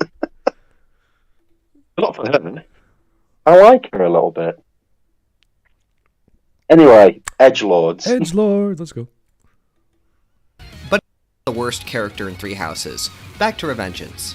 And we are going to focus entirely on Revengeance because, dear God, diving into the full Metal Gear Solid rabbit hole would double this video's length. Good man. Many edgy characters tend to Damn it. settle on a tone and stick to it rather consistently, with their darker moments dragging them down a bit, and their lighter moments being far from silly. That is not the case with Raiden. His dark moments are fucking insanely edgy, more so than anything Kai Lang has ever said. But the thing is that his happy light moments are incredibly goofy. Raiden does a lot of stuff, very admittedly, for his own amusement. That would be Hideo Kojima, but okay. They manage I absolutely the love balancing the act of sim. I making love the this mariachi uniform and for this Raiden. That's just still hilarious. very much the same person. It makes these Yes, because Raiden insanely is edgy well moments written. earned because we have something to contrast it to that is just as goofy as this is edgy. Now, let's look at a different gravelly-voiced, overpowered, white-haired edgy twink. Okay, so the argument was because there's a contrast with the character, which all that means is that the character has multiple modes or layers. But that's not what makes a good character, regardless of whether one of those elements is edginess. So he just can see, hey, one time they're like this, and the next time they're like that. Oh, that's a contrast. That's fine. But what about a compliment? What if he's edgy as well as dark and brooding and mysterious and all the other elements? So you could add to that and have them be complementary, and that would make even more sense as to why they are a certain way, because they all connect together. Hideo Kojima could be a serious guy and not be goofy, and he'd say the same thing. Oh, well, look at this, where he's also dark and brooding. It's like, yeah, that's good too. But why is it good? Why does it work? You can't just say there's a comparison and you can contrast it. It's like, that's true, but you can do that with everything. So what That's makes not it work? the argument you're making. Yeah. We're talking about edgy characters, not well-written characters, which is part of it. But Or fantastical characters who are goofy and therefore contrasting makes the edginess better, which is superfluous. You can say that about anything. I mean, in Ryan's case, that is true. You can say that about every character in this game. Everyone's goofy. They're all over the top. At least from what I saw. Fenris from Dragon Age Oh, 2. look at that. Fenris here we seems go. like an author's pet Mary Sue when you describe him, especially compared to the other companions in the game. Fenris Yeah. Elf, white hair, sword, magical powers, magical tattoo, revenge plots, slave. Wink. Wink. Bisexual. They're all bisexual, I guess. Wink. Ever bisexual. It's like, yeah, this is pretty much a fanfic. Yeah. But to be honest with you can sort of say the same thing about Anders.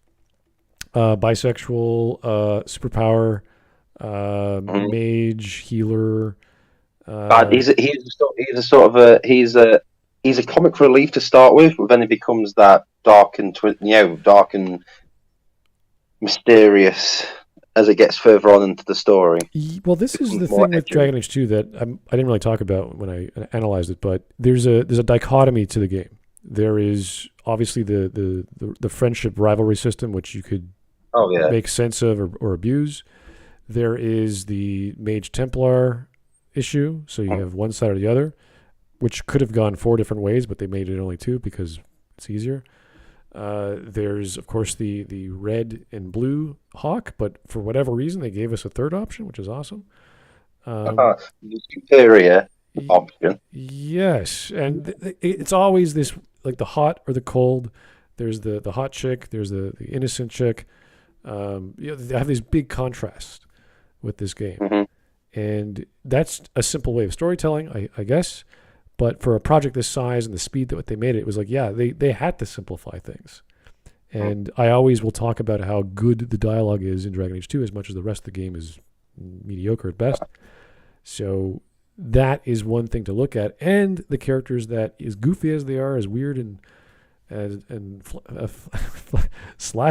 I don't know what the exact website is anymore, for these characters are, they at least got the relationships figured out reasonably well.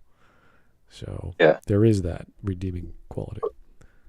my thing is, like, when it comes to like edginess, I mean, Anders later wears all black, and you know what I mean, and it's like he becomes really edgy and like, oh, I'm a rebel and all this sort of stuff. He is, Like he always says. yeah. He's kind of like he starts off as like a comical version of Hawk, and then he gets along with Varric a lot, and then later Isabella, and that's sort of the team until you get how's the other guy? Well, Anders is, I guess you could swap out Anders depending on whether you need a healer or not. But all the conversation is relatively comical and lighthearted, relatively, despite the setting and the villains being super dark. They're like, whoa. Until like Act 3, when like he just starts arguing with everybody. Yeah, he starts, and Anders here, but Fenris doesn't argue with people apart from Anders. yeah, Because Fenris plays cards with Varric. He's friendly with Aveline with stuff. He makes jokes with Isabella. He doesn't like Meryl because he thinks Meryl's an idiot, and that is true. Meryl is an idiot because she's doing blood magic with a demon. He thinks Carver tries too hard. right. He likes Bethany, and who else is the other person? Sebastian, I don't know. I never got that DLC, and I'm not too interested in a bloke who can shoot arrows.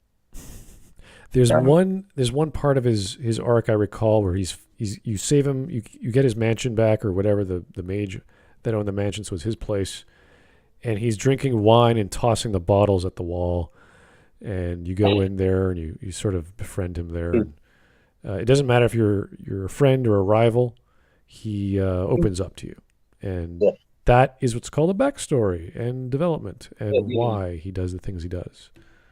Daenerys is the guy. It's Daenerys' mansion. Right, and He's yeah. that is what we.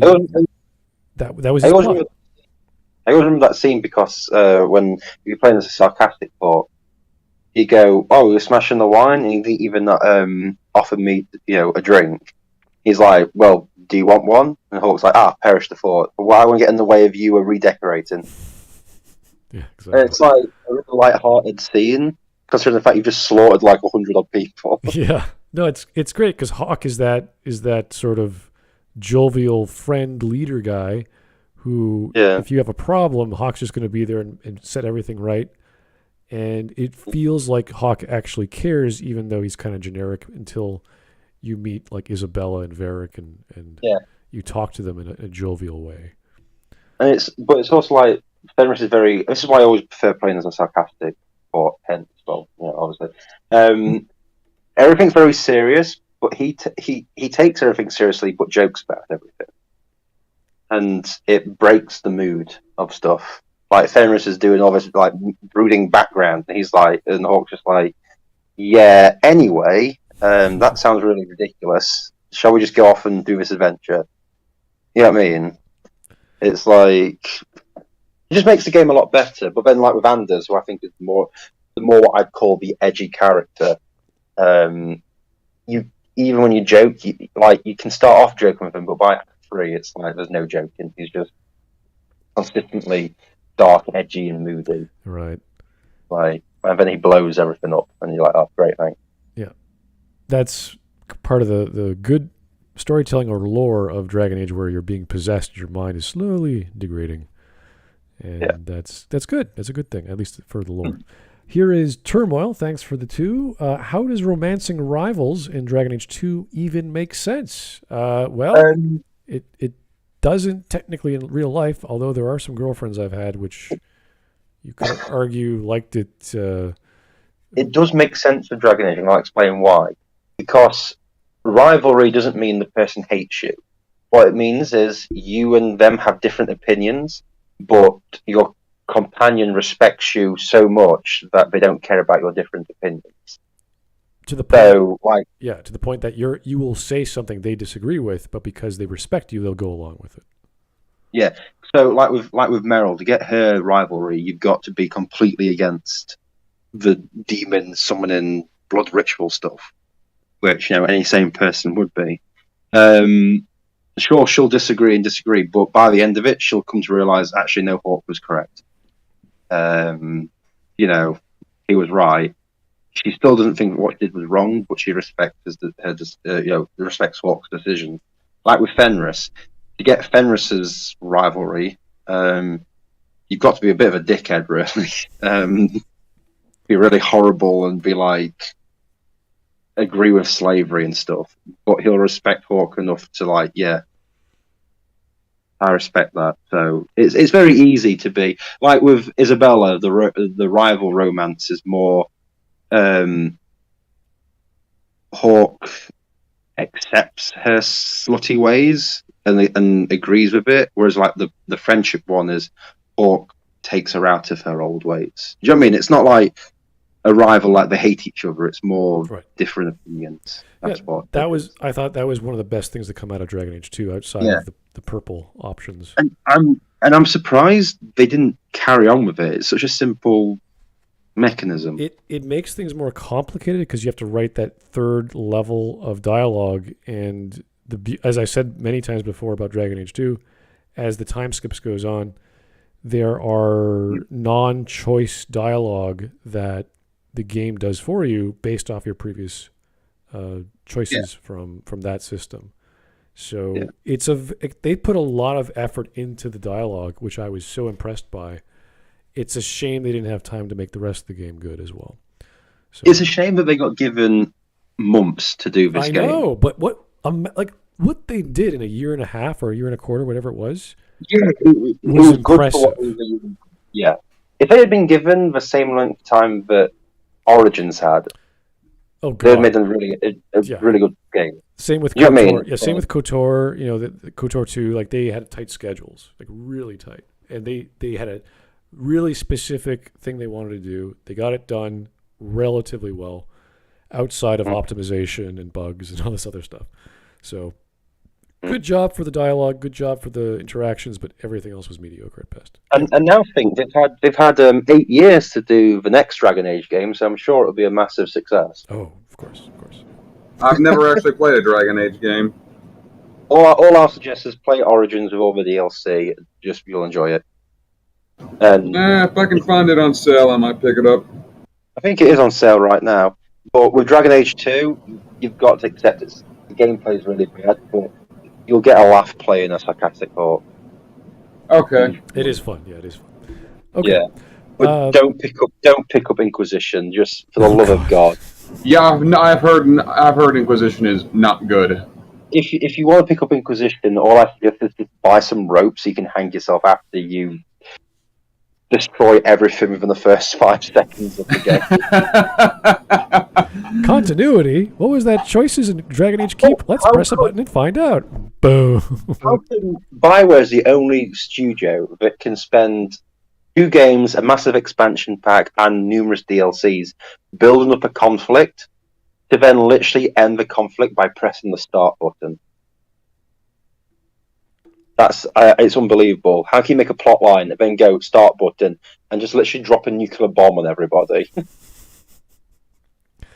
Bioware. Anyway, let's get on with the video. Former slave who was experimented on. He was given magic lyrium tattoos because he was his master's favorite. These tattoos have made him insanely powerful and give. No, he got those tattoos because he won a competition, not because he was his favorite. Right. That is definitely some clipping there. That looks professional. He won the competition to save his sister, I think. Yeah, he won a boon for their freedom. Right. Yeah, something like that. So his mother and his sister got freedom, and he got lyrium tattoos. But then, as we find out later, his sister and mother don't like being free. Oh, jeez. They prefer to be slaves. What the fuck? Because in the place they live in the Tevinter Imperium, where elves are second-class citizens anyway, well, even lower than second-class citizens. So at least being slaves had a place to live, whereas now, like, freedom was. I think the line is like freedom was no boon. Like they really struggled after they became free. Yeah. it makes sense in the world, and obviously that these are people who have been slaves since birth, so obviously they think everything's fine with how everything is. It's weird. Dragon, yeah. And the reason why his hand goes through these people is because one of his like skills has become like corporeal, is it? And he can go through people and like rip the. It looks like he's trying to use Kakashi's Chidori, but it's just the limitations of a game engine just clipping. No, he just put his hand straight through that person. And everything. Yeah, if we hit play, So- I'll probably see it. You'll find out. Yeah. Given him the ability to make parts of his body incorporeal, but there was a side effect. He lost his memory. After he's escaped, he's been on the run, evading insane capture parties and killing hundreds because he's just so important to his evil master that he'll stop at nothing to get him, or specifically his tattoos, back. Also, he wields giant weapons despite being insanely scrawny, and he's introduced like this. I don't know who you are, friend, but you made a serious mistake coming here. Lieutenant, I want everyone in the clearing, now! Captain! Your men are dead, and your trap has failed. I suggest running back to your master while you can. You're going nowhere, slave!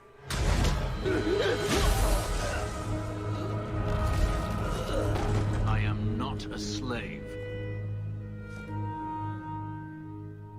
I apologize.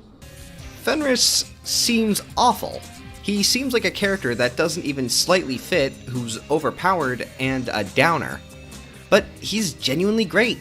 I honestly think he is the poster child for an unashamedly edgy character done well. Remember how I said the monsoon fight was good because it was perfectly self-indulgent? Dragon Age 2 has that same strength in regards to Fenris. The game is perfectly aware how edgy the character is. Mass Effect 3 seemed to be completely unaware just how fucking edgy Kai Lang is. Revengeance utilizes the self-indulgence by cranking the edgy so over the top that it's hard not to enjoy it. Okay, but that's everything in that game. It's not just the... Yeah. You know, everything's over the top, so it's not just the edginess. That's kind of the point of Metal Gear Rising. It's just an over-the-top hack and slash hamfest. You just don't have to think about it too hard. Just enjoy it for what it is. And when things are hammy and jokes or jokingly done, then yeah, there's no point to take things seriously. So you just accept it. Yeah. Dragon Age 2 uses it by lampooning Fenris, with characters treating him the way real people would respond to somebody so unapologetically edgy. And as arguably overwritten as Fenris' backstory is, it's tragic enough that you could genuinely empathize with his sad nature. His life fucking sucked, and it made him a sour guy. And even with it being magic tattoos that cause amnesia and give him crazy ghost powers, it boils down to the story of a man in a gilded cage irreversibly welded shut. Okay, so all he's really saying is there's a backstory that makes sense to him, which has Yeah. nothing to do with his role or his trope or his pattern that relates to being edgy. It's like, you're right. He could be whatever design you want, provided you explain it. For example, if we have a fanfic writer who draws a character with wings, it's like, okay, girls like drawing pretty boys with wings. It happens a lot in high school, art class, whatever. It's like, okay, great. You're going to write a character that has wings. Where do the wings come from? Are they magical wings? Did he grow them naturally? Okay, maybe one of those two. Give me a background of that character, how he came to be. And then we go, oh, a character with wings. It doesn't make no sense anymore. It makes some sense. And you create an entire world. I remember the story of Baldur's Gate with, what was her name? She was a circus performer whose wings were cut. Because I don't know. Airy. Her name was Airy. And All right. and she had a whole backstory of why that happened, how that happened, and even the epilogue goes on about going to meet her parents, and because she can't fly, but you have to find them. So if we understand why the tragedy happened, why the backstory happened, why he's doing all the things he's doing, great. Nothing to do with what he is, nothing to do with his design, everything to do with why he is the way he is. So he could be a girl with a dragon head and lost a tail. Where's her dragon tail? Give me the reason why. That's it. Mm-hmm.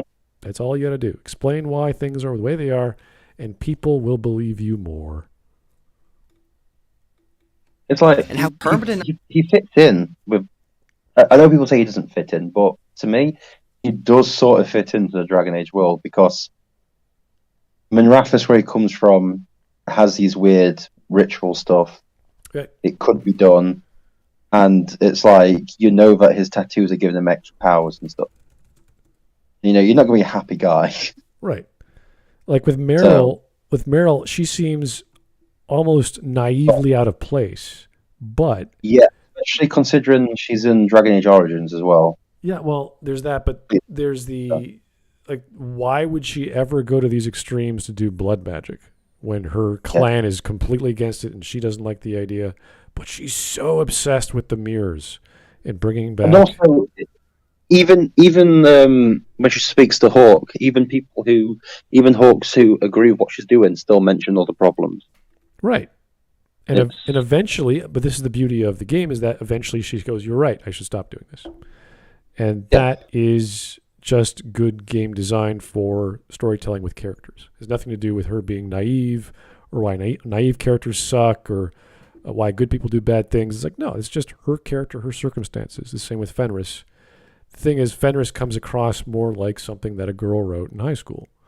And Meryl is more like, that she fits really cleanly into Dragon Age because we had that story last game. So it works just fine.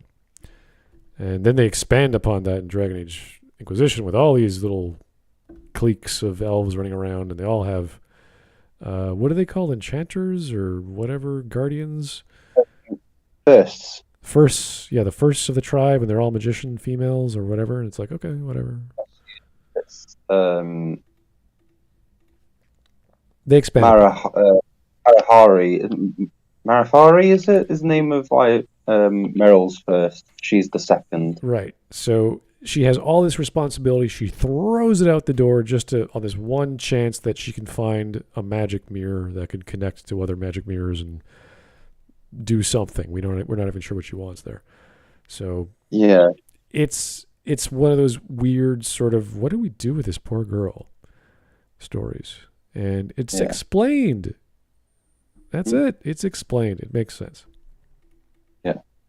All the characters make sense why they're there, because there's backstory. Yeah. That's it. Enough to survive that he will drag that cage around with him for the rest of his life before he'll give up and die. The people he's running from are cruel enough that you understand his hatred and fear, and the lust for power that motivates them is something very real. It's a very human story with about 50 layers of fantasy magic paint. There's also the clear growth he goes through in the game. In the first act, he views you as a trusted ally, but there's always some tension. Through your actions, you can begin to move it towards proper friendship and even romance. Then, in Act 2, he's beginning to let his guard down after years of calm, when his dark past suddenly rears its ugly head. If you don't help him deal with it, he goes after it on his own, and you never see him again. If you do help him, you've become the person he can depend on most, and almost certainly his closest friend. He genuinely now has people he can rely on, and it has visible benefits towards his mental health. And in Act 3, he is actually getting out there, making more friends, starting to live a more normal life. You finally kill his old slave master, and despite it being far from a happy conclusion to his story, he's finally no longer on the run. The way he grows closer to Hawk and begins to let others into his life is reflected heavily in his attitude and dialogue. As the game progresses, he becomes less cynical. In Act 1, pretty much every line of his is melancholic or angry, and even when you make him laugh, there's still a sadness to it. But by Act 3, he's genuinely a much more lighthearted guy who enjoys the company of others. We play Diamondback. Yeah, it's development. What? Why am I not invited to these games? He says you get angry when you lose. I do not. All right, perhaps I do. Still, that's no reason not to tell me. It is if he's a betting man. I disavow all knowledge of gambling occurring in my household. So, what can be learned from Fenris? Obviously, just saying, right edgelords well, isn't helpful. And most games don't take place over multiple years the way Dragon Age 2 does. That's not necessarily a good thing, but generally speaking, time skips arguably are bad, and writing anything well is the point of writing. So, well, let's admit the time skips to Dragon Age 2 might as well not been there. Yeah, I don't know. It's you know why they did time skips, don't you, Smud? I still don't have a clear answer. You know what the reason is? To give enough time between Dragon Age Origins and the third game, but they didn't have to do the hero for Eldon again. Well, that's a weird reason. Yeah, but that's one of the only reasons that they gave. But the character's still alive in the background in the third game. Yeah, I know. It didn't work. They didn't do enough time skip. That's why this new one is set like... I think they're thinking of setting the Dreadwolf game 12 years after Inquisition. Oh my god. So it'll be, 24 odd years after Origins? Jeez, what a waste. Well, god damn it, BioWare was never good. Well, okay, there are games that have continuity, like the Suikoden series, which have 10, 20 years between them. So from 1 to 5, so there's like a good 30, 40 years. And there's an import feature, but it's very minor data. But you do see characters from the previous games, like, oh, look, it's Kasumi or whomever. So nothing's wrong with doing skips in between games. It's the problem with the narrative in your game. Why does this happen? And all you get is, well, he's more established. Well, now he's got a mansion. It's like, we already established the mansion in the prior chapter. What's the time skip for? And there's really no reason for it. So, who knows? It's like with Dragon Age 2. You start off in 930 Dragon, and you end in 937.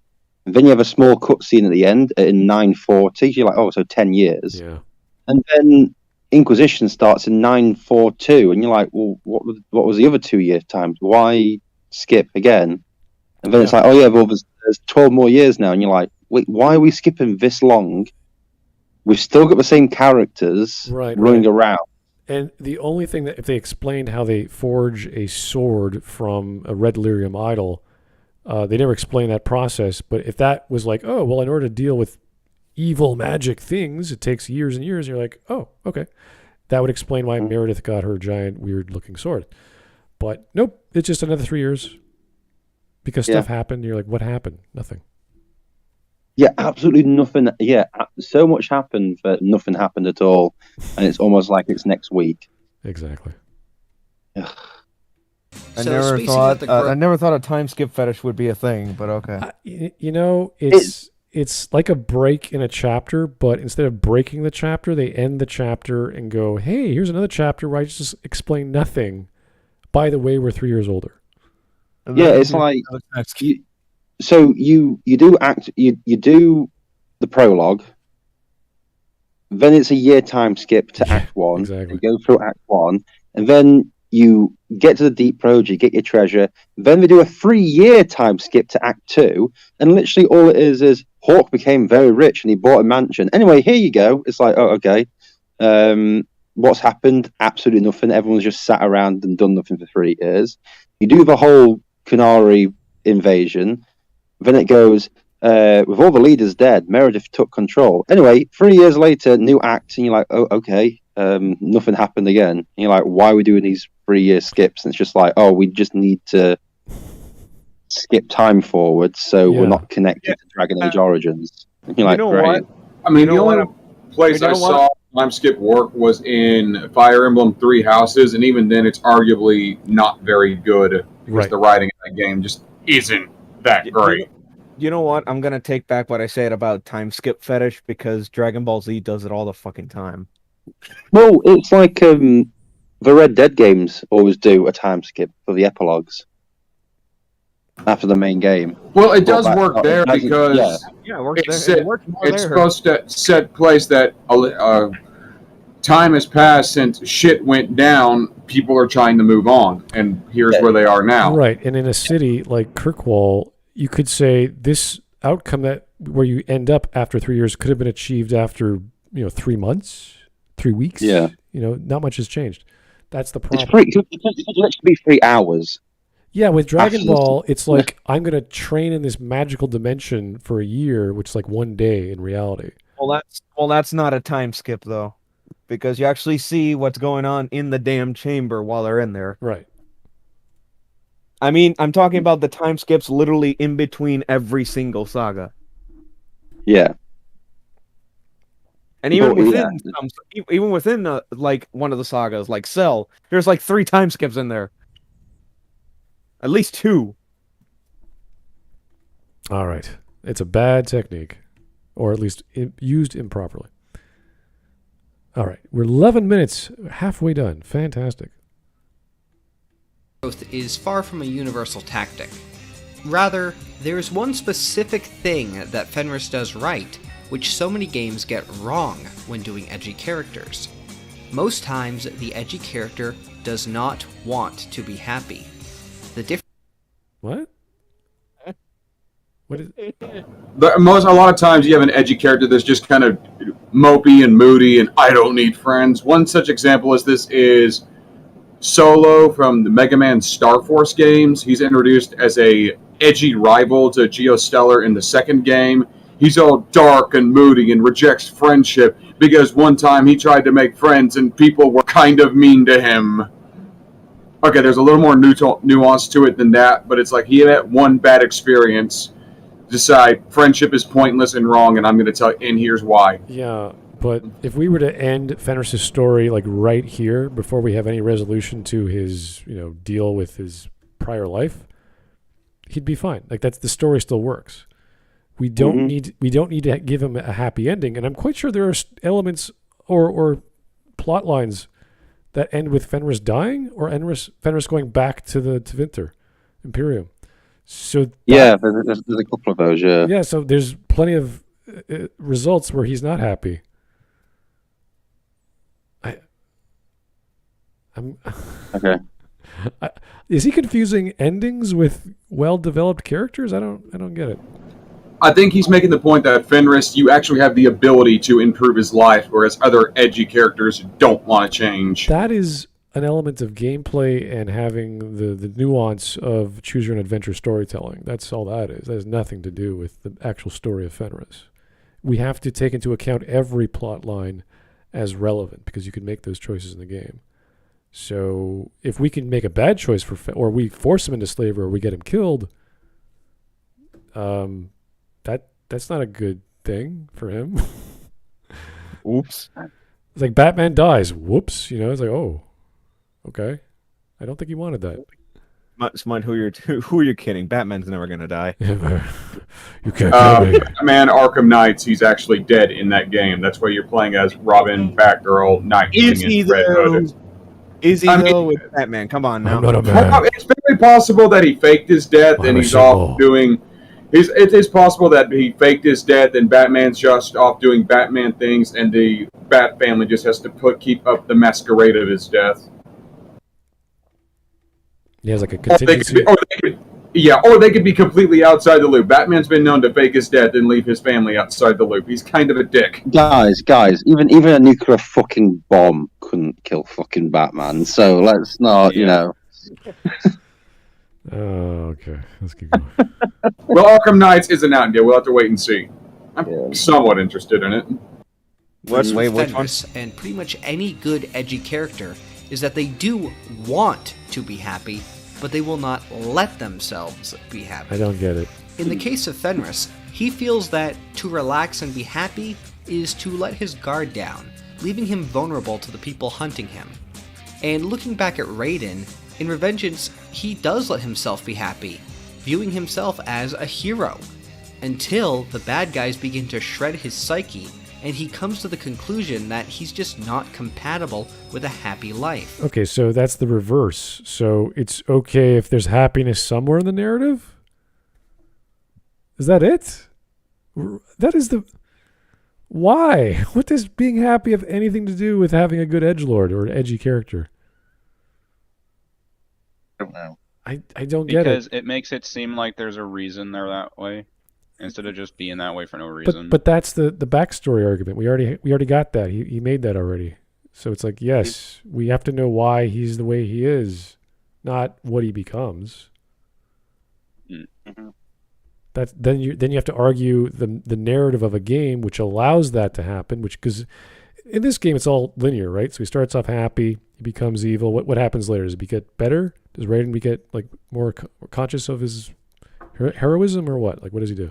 Yes. Okay, so he goes from high to low to somewhat high in the story. All right.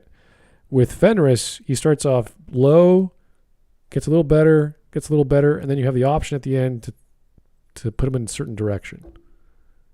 I mean, I mean, you could argue Raiden has an unfair advantage in this case because what he's going through can be traced all the way back to MGS2. Oh God, let's not talk about the game.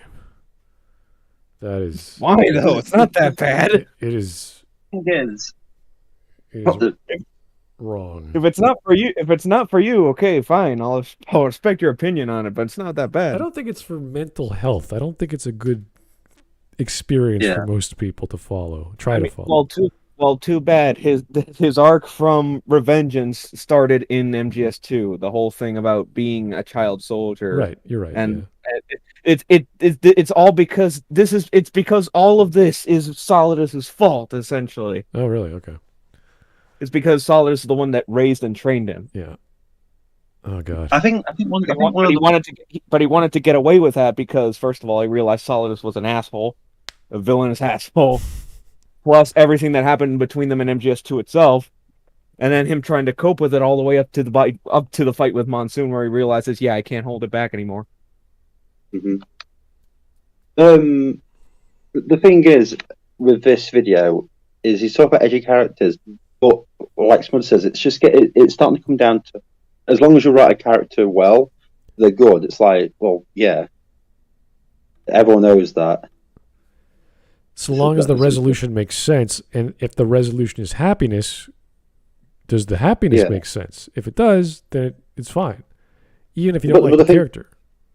If they're well written, if things make sense with the character, if there's a reason for their edginess, and if the resolution is good, then they're a good edgy character. But that's like, well, I can use all that with any sort of character. So the thing is, the character not wanting to be happy can be one of their flaws. Yeah. And that's totally fine. Like, again, we look at Batman. Batman dies. I don't think he wanted that. Batman's happy. Maybe he wanted that. Batman remains as Batman because no one loves him and no one killed him. You're like, yeah, it's Batman. That's totally fine, too. Yeah. That happened with Batwoman last year. Catgirl. Catwoman last year. You went through so many different names. Yeah, I know. I'm just like, what makes him happy? Because there's this scene where he makes out with Batgirl, and like, oh no, that's not the right story. And then there's another. Oh no, you're not talking about the. Yeah, these things happened in Batman. What hasn't happened in Batman? Everything's happened. Oh, well, recently a good storyline. Still waiting for some animated Batman to come out, but it will. Mm-hmm. It'll get there. Anyway. Good video so far. I'm enjoying it. I'm just a little confused on what he's saying. That he's a monster who can only ever bring death and violence. For a well-done edgelord, being happy should be something they always desire, but they resist as if it were a vice. I disagree. That's just weird. I mean, Raiden is shown to be cheerful at times and kind of a goof. Like when he ran around dressed in a mariachi uniform. Yes, I know that's before this fight, but that's not really the point. He always has to seek happiness, but never believe he deserves it or something. It's like, I don't think... That's kind of a bad... specific a claim for me to agree with. I can't really stand by that. I mean, yes, at this point, Raiden starts taking his fight more seriously, but at that point, time is kind of crucial, and he doesn't have time to screw around. He has to take it seriously. He could be, that could just be the scene right here. He's no longer going to say, I'm Jack the Ripper. He just says, I have to learn to beat the enemy properly. How do I do that? I got to be more professional. I got to take this seriously. That could be all it is. And somehow I gotta press the parry button at just the right time. Yeah, like this guy construed that as eventually he seeks his happiness because the conflict is over. I don't know. That's weird. Remember what happens with Hawk in Dragon Age Inquisition? He doesn't end up happy. I don't know what the hell happened. It just everything screws up, and you're like, Hawk, what? Well, it's really weird because in Inquisition, he either dies, quotation marks, fighting a giant spider, or just wanders off to Weishaupt, which is 4,000 miles away. Yeah, all his friends are gone except for Varric, who just happened to be at the same place he wound up, and you're like, oh my god, what happened? But did you see what we did in the Trespassers DLC for Hawk Who Lives? Jeez, I'm trying to remember. Is that the one? When Varric becomes the Viscount of Kirkwall. Oh yeah, sorry, Inquisition DLC, right? Yeah, and then Varric, if Hawk's alive, makes Hawk the champion again, and they all live happily ever again with Aveline, Fenris, Isabella. They're all there in Kirkwall. Are you serious? Yeah, I'm being serious. Yeah. Oh my god. What? The only person who's not there is Anders, but I wouldn't invite Anders back anyway. Yeah. He's like a guy who comes round to your house and then shits on your sofa. So all those romantic relationships you could have made just tossed. Just like, yeah, forget it. No continuity. No, they all get back together. Oh, whatever romance you had, they get back together. Oh, they do mention that. Okay. Yeah. If you romance Meryl, you're back with Meryl and all this sort of shit. And just because. Just because Hawk's had a really bad luck and he's been, badly treated, and it's like we want to give him a happy ending. I'm like, you literally wrote him. He also seems to be a bit confused here because Monsoon is the edgelord here. Raiden is just the hero now taking it seriously. Raiden's not really an edgy character. I think everyone in this game is so over the top. The term edgelord is not really applicable to most of them, if not all of them. Like this dude, that dude, his body is what? Just magnets? Like it's all just separate. It's the weirdest. Yes, it's magnetism. Just don't think about it too hard. It's like, what is going on? How do you fight this guy? His sword just goes right through him. Like, okay. Oh god. Thanks, Platinum. Thank you, Kojima. Everything makes sense. Which Kojima doesn't entirely have the blame here. It's also Platinum for making it so ridiculous. I blame Kojima. It's okay. Both. It's both. I blame Kojima, considering the fact that he literally wants to destroy the actual series, and he hates.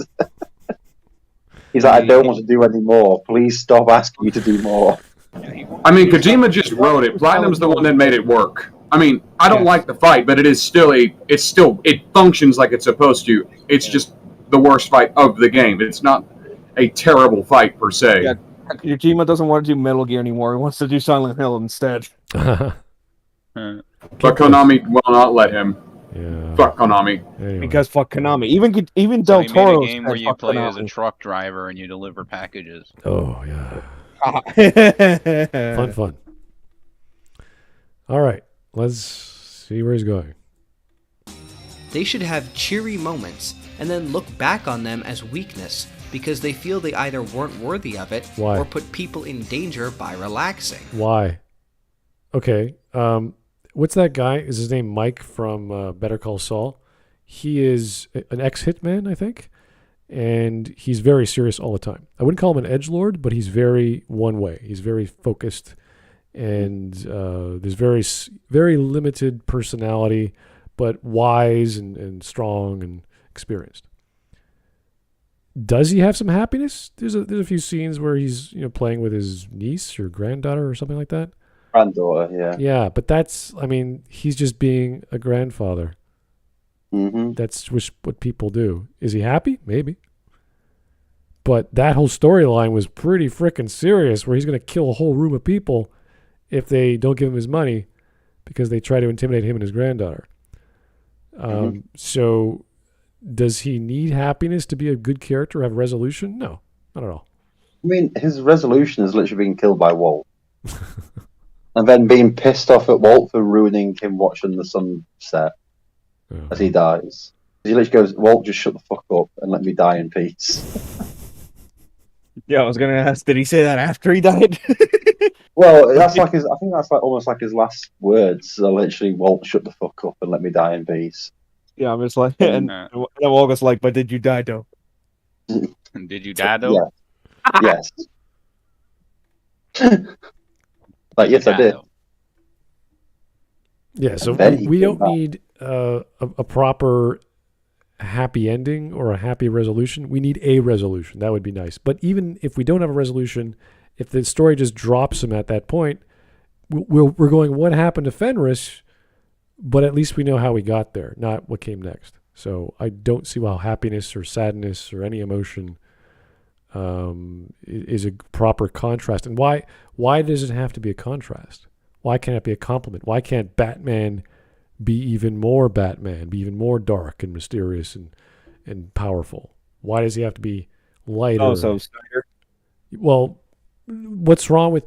I'm not saying the whole genre or the whole story, but just the character of Batman. If you're talking about an arc, or you're talking about why he's the way he is, and he resolves whatever issue he's already resolved because he went through all that training and dealt with the problems of his psyche, why doesn't he then say, I got to do more. I'm not good enough. I'm weak. Well, Batman can actually have cheerful and joyous moments. He does have a sense of humor. And one of the comics, he has the Hal Jordan Green Lantern make a kryptonite construct with his ring to have him go, hey, Subes, check out what I found, and makes him freak out. To which Hal Jordan starts laughing at him like, let me guess, Batman's idea? Oh, yeah. Well, Batman does have a sense of... It depends on the Was it actually the kryptonite that he incarnation. made? Did he actually make kryptonite, or did he just make No, it it's just a construct. It's not actual kryptonite. It's just an illusion of the ring. I just asked because we have brought up before that he can actually replicate the radiation. It's just a construct. It's not the actual radiation. He did it just... Batman wanted to mess with Superman. Or in the New 52 movie, Justice League Dark, Hal Jordan's being himself with Batman, being kind of snarky, being sarcastic, a jackass. How does this ring work? On concentration? He took the ring off. I was like, how did you do that? You weren't conconcentrating. That was Justice League War. Justice League War, thank you. Yeah. Or another... It's like, you're not just some guy in a bat costume, are you? And he looks back at him and smiles. Yeah, and I just wanted to clarify the earlier point of the kryptonite construct because he can the Green Lantern ring can replicate the radiation. That's all I'm saying. I mean, the Green Lantern ring can do basically whatever the wielder wants it to do, so long as they have the imagination and willpower to do so. Yeah. Which at least we know all of the Earth-based lanterns do. I just can't believe you guys forgetting about when Batman was drinking lemonade because it was yellow and painting that entire room yellow. That was funny. That wasn't a serious moment. Yeah, Batman does do things just kind of to mess with people. Or when Batman called Green Lantern a faggot. That was interesting. I'm sorry, he did what? When? I mean, the color makes sense. Yeah, he called him a faggot. Yeah, I know. In All-Star Batman and Robin. Of course, it was All-Star. The fucking. Oh, okay. And we burned that book. Hal Jordan, that faggot doesn't know how to use the power of that ring. If I had it, I'd stop crime completely. But okay. Can we just wipe that book out of existence, please? No, you can't. It's such an amazing book on how not to write any story ever. That didn't stop Snyder from making something that was somehow worse. Yeah, that's trying to make Batman edgy. He made something worse than All-Star. How do you do that? Frank Miller has his off days, okay? It happens. No, but no. But I'm saying right now, what I'm saying right now is that Snyder somehow made something worse than All-Star. How? Moving on. It's rhetorical. It's okay. Yeah, moving on. Through the story, They should learn that they truly deserve to be happy, Oh, God. and that it's okay for them to find peace, culminating in the satisfying conclusion of them letting in the support and love that they felt they had a duty to push away. Or getting him killed. Human beings want to be happy. It is a fundamental desire. A bad edgelord doesn't seem to actually want to be happy. What is he talking because about? of this, they are impossible to connect with. They're lacking basic humanity. This is not me saying that a character's goal should Lacking be to humanity, seek talking happiness, about an but rather anthro-hedgehog. that the innate desire for happiness should always be something that exists within the character. What are you talking about? So they should seek happiness, but they also don't need to. You're like, okay, so the story should not include happiness, but there should be some sentence he said where I wish I was happy, or I really like peppermint candy. And he never gets that peppermint candy at the end of the story. You're like, oh. He seems to lack focus. This isn't Yeah. exclusive to Edgelords. You could say this is a trope that isn't exclusive to any specific kind of character. Imagine, I don't know, some Puccini opera where everyone dies or everyone's unhappy at the end. If only they mentioned that they could have been happy in this tragedy story, then it'd be more human of them. It's like, okay, but I could say that, wouldn't it be nice if they mentioned they really need to go to the bathroom? Because that's really human of people too. Or sleeping, or whatever. You could say Spider-Man falls into this. It's like, yeah, so he because of the responsibility that he has to carry out with his powers, because of the loss he suffered. Yes, he would want nothing more than to be happy. The circumstances prevent that, though. Right. I know that's a stretch to say it for Spider-Man, but you can at least see some of that there with him. Yeah, it seems like he just wants the character, he mentioned this before, to be more self-aware and as a result learn something about their scenario, where it's like, hey, my scenario is bad, but because of this conflict I went through, I can choose a better future. That is what I think he's trying to get at. But he's not addressing the character. He's just saying, in Fenris's case, one of the options is he can deal with his past. And one of those solutions are going back to becoming a slave, getting killed. I think one of them where he kills his sister. I can't remember exactly what happens there. Yeah, this argument just doesn't work that well with Fenris because you can choose whichever way you want to go with it. And he's using that as the basis for his argument, which is like, dude, that's not even accurate. And it's like, we're not trying to discredit this argument in regards to Raiden, because yes, that is what happens with him. Sure, it doesn't work with Fenris. Choosing pleasure or a better outcome is fine. I think that's the goal of every person, whether they're a villain or not. But to say, well, they never do it, that's not good. You're like, why? Why can't a villain be villainous? Why can't Batman be Batman? Why can't, if Superman could find the darkness in his soul, he'd be a better character. It's like, or he could keep being Superman and realize that he's better than the darkness in his soul. He doesn't have to go through all that crap. Why can't what's wrong? At least he's not saying that it's a universal thing, but he pretty much admits he wants them to seek happiness, but not actually. He wants to mention happiness in some regard, which is weird. Again, it only really works with Ryan because that is literally what. Yeah, a linear story. Yeah, exactly. That's it. That's it. That's literally what he goes through. That's why it works. Does he mention to Rose that tomorrow's Thursday and something special? Shut up. You're the one that doesn't want to talk about MGS2, and you're making that fucking reference. Come on now. There's a reason why I make that reference. It's so stupid. I know. I know. Anyway. Yeah. Let's go. There are also plenty of other ways to screw up the character. This isn't some magic ingredient that does all the work, but rather the thing that I see screwed up the most. So, that's a pretty good summation of how to make an edgy character good, and also how to fuck them up. Okay, I think I know what he's saying. That's fine. But there's a third type of edgy character. The ones who are the worst in the best way. The edgy characters that are so get ready, okay? Self-aware. They're funny. Get ready. Take a look at this. Here we go. Yeah, motherfucker, there he is. Wait, let's it. There's the man of the hour.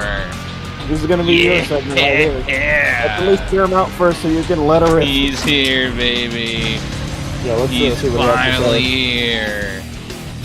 And Okay. he doesn't give a shit. Yeah, okay, he's dragging it out a little bit, but might as well hear him out. Okay, we get it. Yeah. Are you trying to mess with copyright, my dude? This is so awesome. Yeah, I know. Probably gonna get muted. On Is this a music video or is this just an intro to the game? This is the intro to the game. Oh, it's fine. This is the intro to the Shadow game. Yeah, we'll be fine. Hopefully. I mean, Sega's not that stinky with it, but I'm just like, you can't predict it. Because that happened with the Spider-Man 3 one, the Confused Matthew one, where the do the twist part was muted on the VOD. Yeah, they'll tell me either to clip it or mute it, but I don't care. It's fine. Yeah, but at least what we actually said wasn't muted. That's at least that. Right. I mean, well, yeah, we get it, dude. Just go to He's the got a motorcycle. He's got a gun. He can teleport. He can do... Yeah. So awesome. I don't give a fuck. He's bulletproof. He's a bomb. While we get to the fucking argument, I mean, that the Shadow game was just such a standout in the series that you can't help but play it as a guilty pleasure. I know I do. It's just so one of a kind in this series. It's such a standout. I'm pretty sure that's gonna come up here, but you can't be too sure. He can fly. Yes, he can. Okay, So finally, let's awesome. get to the I argument. love that game. Shadow the Hedgehog. Anybody who's been keeping up with the channel is likely aware of the descent into madness this game caused me, as I had to beat it 10 fucking times to get the true ending. What? Yeah. But I digress. Yeah. Why? Everyone has So to the do way that. that the game works, is each level that you play, the levels are linear, but they loop. And the reason why is because once you get to the end goal, it's like a Sonic game, there's an end goal, and you can either jump through it, or there will be like a platform next to it that you can stand on to warp you to an earlier part of the level. And the reason why is because there's 3 ways to accomplish each level. There are some levels that aren't that way, but most of them are. Yeah, you can choose the good path, the evil path, or the neutral path. The neutral path is to just beat the level without helping anyone. And the good path is usually to just help the villain, because there will be a villain character there that asks for your help. And the hero path is to help the hero character, so there will be a hero character that asks for your help. And you can choose one of those 3 paths for every level. And depending on which those 3 paths that you choose, the next level will be different. And in order to get the true ending, you have to beat every level. You have to make it to the last 5 levels in the lineup across the 10 playthroughs. Yeah. How do I say it? Across the 10 playthroughs, every 2 of them end with the same level, because each of those last levels have a different choice at the end, which includes a different last boss for each playthrough. You have to go so through the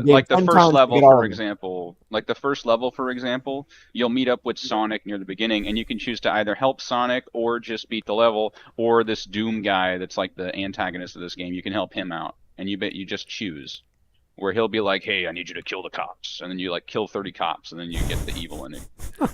I'm serious. I didn't make that up. That's real. It's in there. Yes. And so it's that's how it works. That's why you have to do so much to get the true ending. The issue with why this is stupid though is because the entire 10 playthroughs don't even matter, because there's a last story, which is the actual canon ending. Yeah, but I still thought the different paths were fun. You get cutscenes and everything depending on what you do. I thought that was cool. The only reason it doesn't matter. That's fine. But the only issue I have with it is that that doesn't bother me. Only a certain path being canon does not bother me. What bugs me about it, my gripe with it, even though it's like my favorite Sonic game because of how awesome it is. My issue with it is that it isn't consistent with Shadow's development. Because in Sonic Adventure 2, Shadow's main issue, we spoke a little bit about this before we aired, His main issue is that he has like a vengeance streak where he wants to get revenge on mankind for the death of Maria. But the thing is, near the end of the game, he realizes that what Maria wanted was for him to protect humanity. So he repents, and then he helps Sonic near the end, and then he dies, or at least supposedly dies. We don't see the body or anything. We just see him fall to Earth. It's very romantic, very well done. And the thing with Shadow the Hedgehog was they wanted to bring him back for marketing purposes. But the issue is, you can do it, but the problem is, like, I love the guns. Don't take the guns out, for fuck's sake. Do not take the guns out. They're still stupid though. The main issue I have with it is that they recycled his trauma from Sonic Adventure 2. Like, now he's still worried about Maria. He still wants revenge on people, and it's like, well, the thing is, you're allowing us to choose whether we want to be good or evil using Shadow as the medium. But in the previous game, it's already been established that Shadow no longer desires to be evil, so the evil path doesn't make any sense. Now, granted, we can argue about canon or whatever, but it has to at least be plausible. Yokai, the previous game of Sonic Heroes, where literally the ending of Team Dark, literally the Team Dark storyline is whether or not the Shadow you see in Heroes is the real one or not. Is an android or the real one? I know That's that, and they also recycled that in Shadow the Hedgehog. Yeah, but that's what they work off of for this game. Because is he the real one or not? And yes, spoilers, yes, he's the real Shadow. Why would anyone think he's a robot? Well, even in Sonic Heroes, it was an issue to recycle. Yeah. What? For Smud to understand this better, just imagine if, like with Picard, when he dies and they bring him back as a robot. Except in this case, they don't bring him back as a robot. It is the actual person. Okay. So what Picard did, except the character is not actually a robot; it's the same person. Well, okay, let me explain in a way that I think is a bit more efficient, even though I do think that was helpful. The thing is, the whole theme with Shadow in Sonic Adventure 2, which was his debut game, is that he had issues with his memories. And so his motivations were confusing, but the only thing he knew for certain was that he wanted revenge for Maria. Then, and like I already said, once he regains his memories, amnesia is no longer anything that's relevant to him. But they're recycling the amnesia, which I think is lazy writing. They're recycling the amnesia because they want to do the Jason Bourne thing. I mean, again, Heroes is the game that started the identity crisis. It wasn't all exclusive to this game. Okay. So your point is you think it's more of a problem with Heroes than it is with this game? It's just, no, I think they share the problem equally because they both try to build him up again after Adventure 2. It's more of a collective thing between this and Heroes. They both share the blame for this. That's the biggest issue with Shadow's writing in these GameCube games, is they rehashed the amnesia thing and made him an anti-hero again. And there's no reason for him to be that way. It's a little bit silly. Even though I like it at face value, I like fucking shooting people up as Shadow. I think that's awesome. But the thing is, he's already achieved self-actualization by the end of Sonic Adventure 2. So there's no longer this moral ambiguity with him. He's already the good guy. And then 06 doubles down on all this by having him work for Gunn. Actually, I would argue 06 did post Sonic Adventure 2 Shadow the best. Because even though he works, he's a gun agent. Yeah, he's a gun agent. But I mean, it was relatively tame in comparison to the GameCube games, particularly Shadow the Hedgehog. True. Well, 06 was meant to be a soft reboot. That's why. Yeah, I honestly have to say, I was speaking with Neff Champion about this on Discord. I think that Sonic 06 Shadow was the most well-handled post-Sonic Adventure Shadow in terms of how he behaves. Because he doesn't... Is so ironic. It is, isn't it? Yeah, but that's because I think they played him off really well. Like he wasn't like whining about Maria because he was past that. He wasn't complaining that he was working for the people that killed her. Yeah, like he was over his trauma. Like, yeah, he was still a little bit like he still comes off as cool, but that's not a problem, you know. That's just his personality. He wasn't. Yeah, exactly. Like the way that he behaves in Sonic 06, I can believe that. I don't feel like they're trying to convince me he's cool. That's just how he would naturally behave. That's Like, it. That's he just how still he is. crosses his arms. He still doesn't talk that much. But like, and it's like when he's in the middle of a mission, that's just what he does because he's an agent of gun. Like they have the music playing, he's in there, he's doing the espionage thing, and I thought it really suited him. But he wasn't doing it in a nihilistic way. Like he's not like shooting people in the head or whatever. It wasn't over the top. I actually thought that was really well handled. Yes. Insert clip of Shadow saying, "This is who I am," like 10 times over. So, like, I do think that Shadow the Hedgehog is a huge guilty pleasure for me in terms of, like, the GameCube game. But in terms of Shadow being handled well, I would argue Sonic 06 handled Shadow the best after Sonic Adventure 2. Now, to go back to the video, in terms of Shadow being an edgelord, though, what do you think of that? I think it's kind of obvious he was never really the android because he was kept separate from the other Shadow androids. Like, keep them separate so you know which is the original to go and get more genetic material. I'm sorry? I said edgelord, not android. Oh, I'm sorry, I came in a bit late. Edgelord, yeah, he's definitely that's what he is. It depends on the game. Like, I don't think he's an edgelord in Sonic 06. I don't think he's an edgelord in his debut game either, Sonic Adventure 2, because all his whole confusion in terms of his motives, I actually thought was really well done. Even though it's cheesy, because the voice acting can be a little cheesy. But I think in terms of plot... He's absolutely an edgelord in this game, though. Is the in this game? Yeah, it's a guilty pleasure for me. Yeah, I would agree. Is the story, though, in the game, is that like grimdark or dark fantasy or anything that... too dark, but it's still somewhat consistent with like the last couple of games up to this point. Just a nudge darker, because that's what they were going for. I think this is one of the first games that ever got an E10 plus rating. Yeah. I thought it was rated T. No, this is E10 plus. Dude, I have the game right here for GameCube. It's E10 plus. I have the box in my hand. I have it too, man. Love this game. Oh, okay. Well, yeah. I guess we could say he is edgy, at least, and not an edgelord specifically, but edgy. Yeah, edgy the hedgy. It depends on the game. He can be well done because, like, he can be well done. It just depends on the game. Okay. Yeah, and just for clarification, the edgy the hedgy meme, this is the character that came from. Yeah, this is the game that came from. Yeah. This is the game and character that meme came from. Yeah. All right. Let's keep going. Yes. And I must say, this game is one of the funniest I have ever played. And it is not supposed to be. Unlike modern Sonic, there is not a hint of irony or meta humor in here. It takes itself 100% seriously. Shadow is a horribly executed edgelord that is written abysmally. This game genuinely does not make sense, as in at least half the plot is literally nonsense. Yes. He goes against basically any decent writing advice, and this whole thing is just a big fucking mess. But he is significantly more likable than Kai Lang is.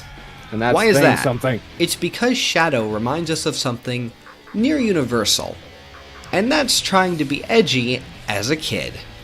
Shadow perfectly encapsulates the vibe of a middle schooler who really wants to be dark and brooding, but still only has a middle schooler's understanding of the world.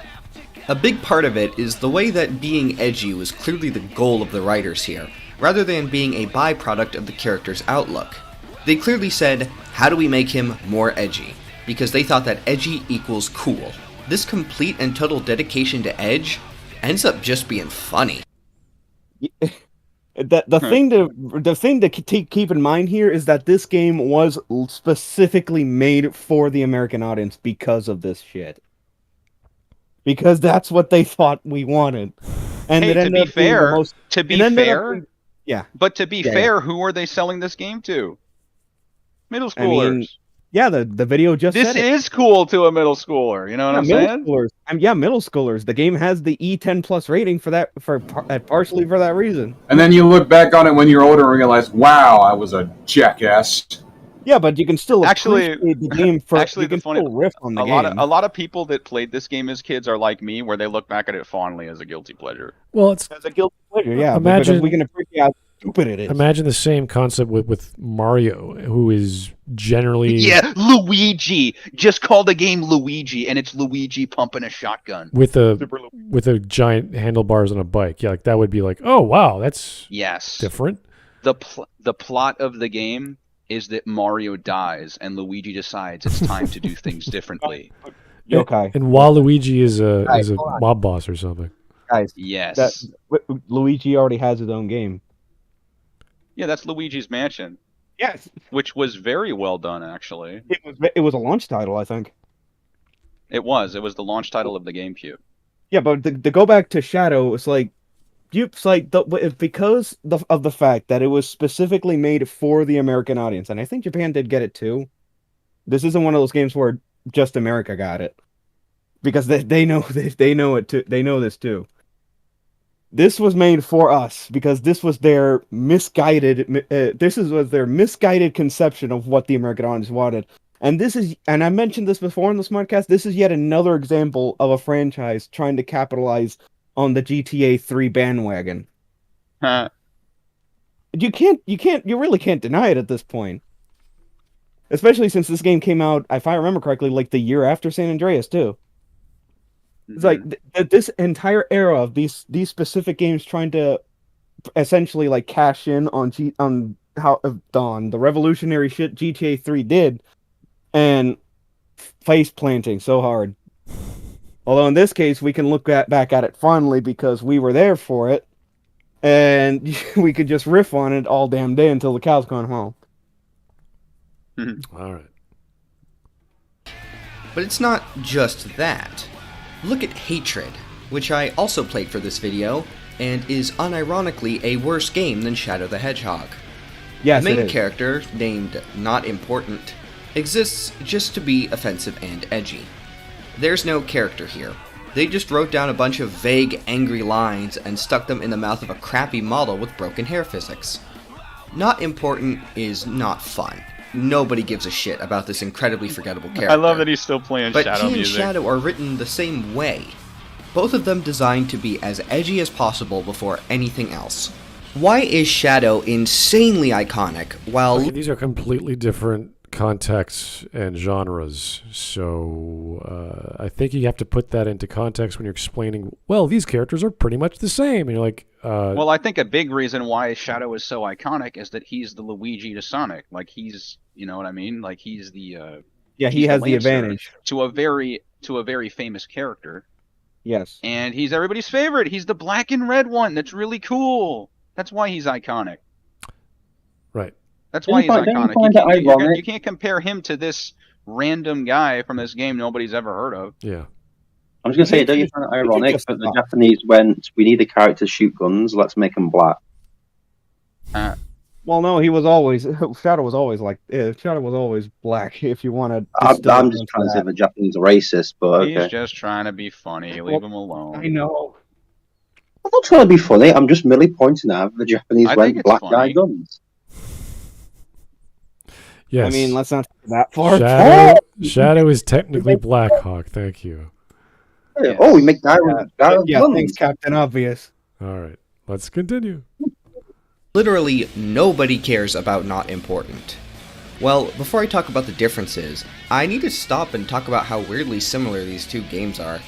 Both of them are about backtracking through a level over and over until you've shot enough people to hit the arbitrary massacre quota. Both of them have fucking stupid save systems with annoying limited lives. Both have terrible movement controls. One of the bigger differences between the two is that Shadow the Hedgehog has some actually good music. Yes, it does, by Crush 40. How does the gameplay matter about people being edgy? It's what you're doing. Because he's explaining how this character is more iconic than the other character, but first he's talking about the similarities. Yeah, but I mean, the gameplay is both over the top, gratuitous violence, whereas one is played for a middle school audience, one is played. I don't even know who Hatred is trying to appeal to, honestly. No. How does punky controls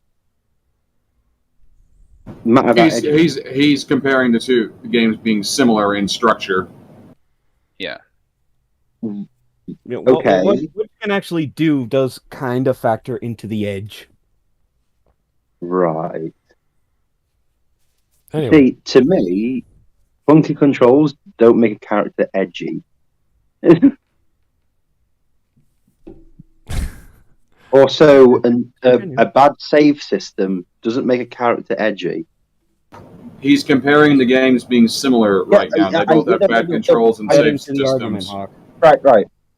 And I know what the argument is, as in like he's comparing the two games, but we're on a video where it's about how like character being edgy is bad. It's like, okay, so why is he bringing up the fact that he's got clunky controls and a bad save system? Can we let him get there, please? no, he just skipped over it. He just sort of said, "This is what happens in the game." You're like, "Okay, and what does that mean?" Yeah, this is the thing. This part is just like, well, what's this? What you got? Why are you bringing this up? Just get about why these edgy characters are bad. Game controls are clunky. Okay, a lot of them were back in the day. You know. Anyway, I'm just trying to figure out what it has to do with the character being edgy.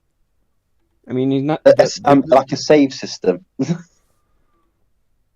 Anyway, let's continue. Yeah, he did kind of go on a tangent there, didn't he? Yeah, that's what I mean. The song's not great, but damn if it isn't hilarious. Shadow the Hedgehog, you just backtrack around until you've shot enough people? That's not just the evil route. That's exactly what you do in the good guy route as well. You traipse the level, gunning enemies down. It's just aliens instead of soldiers.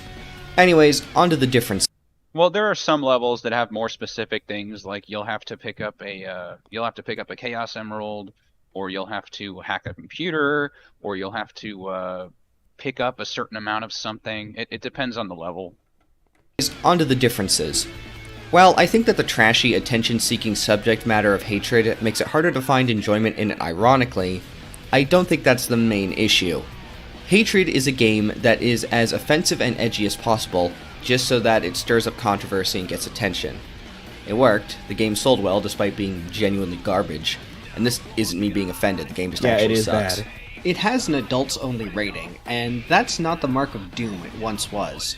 The only limit to Hatred's content was keeping everything legal.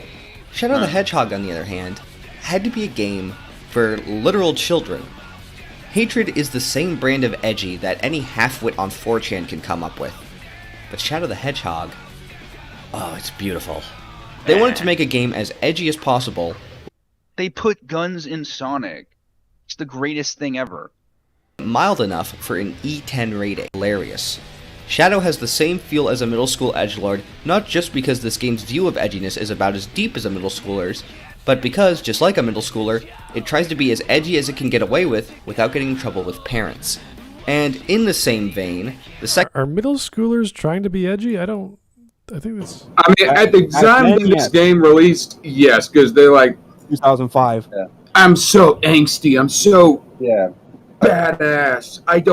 I'm 13 now, Mom. I eat unhappy meals. Because this game came out around the time where this kind of edginess was seen as the coolest shit ever. Okay. So is he now making the argument about how the games are edgy? We're not on characters now. We're talking about the games in general are edgy. Right. It seems to be like a parody of the genre or the medium or maybe the franchise to say, okay, let's take a secondary character, put him in the limelight, and he's got rocket shoes, he's got lasers, he's got a It was a spin-off. Yeah. Just this random thing they're doing. Not too much of a spin-off. It is part of like the main series, even though they want to forget about it. Yeah, it's if you look at like the main lineup of main series games like Sonic 1, 2, CD3, Knuckles, Adventure 1, 2, Heroes, and Shadow is still in there. It's a part of the main story somehow. So we assume the Sonic universe is cartoony and fun to begin with, but now it's fun and goofy because it deals with like killing people and taking over. I guess this is the president or the whatever. So they're having a fun little ride, poking fun at non-cartoony characters in a cartoon context. Yeah. You can look at it later, yeah. The Sonic Adventure games did that a little bit, but it wasn't as intense as Shadow the Hedgehog was. Like, Shadow the Hedgehog has, like, political shit in there. Well, not like nowadays, but like on a basic level, yes. Okay. Because this guy right here is the president in the Sonic universe. Yeah. Okay. Yeah. If the game does anything that would actually be edgy and push limits, it immediately walks it back and apologizes. Like the cool rebel middle schooler having to apologize for saying a swear. Holy shit, Shadow nuked a city. Nah, it's alright, they evacuated literally everybody. He just blew up the equivalent of Air Force One and killed the president. And the president's totally fine, somehow. The game constantly tries to act edgier than it's willing to be, and it's great. But why even bring all this up? Was this deep dive into making an edgelord ironically enjoyable actually needed? Did I just write this because I had to play through this game 10 fucking times and I'd be damned if it didn't get discussed in the final 11, video? technically. Actually, no. Because you can intentionally recreate this type of edgelord to make something that is genuinely compelling, using this ironic enjoyment in a more contextual manner to actually create an unironically good character. What? Let's let him try to explain that. Doesn't really add up. Let's let him try to explain it. Okay. Yeah. I think it's basically taking something that's essentially a parody of it and playing it straight. I think that's what he meant. I thought it was the opposite. He's taking something straight and then turning it into a goofy, funny little thing. No, that's what he explained for Shadow, but I think he's referencing like the next entry, I think. Like what if you But take there's only 2 minutes left.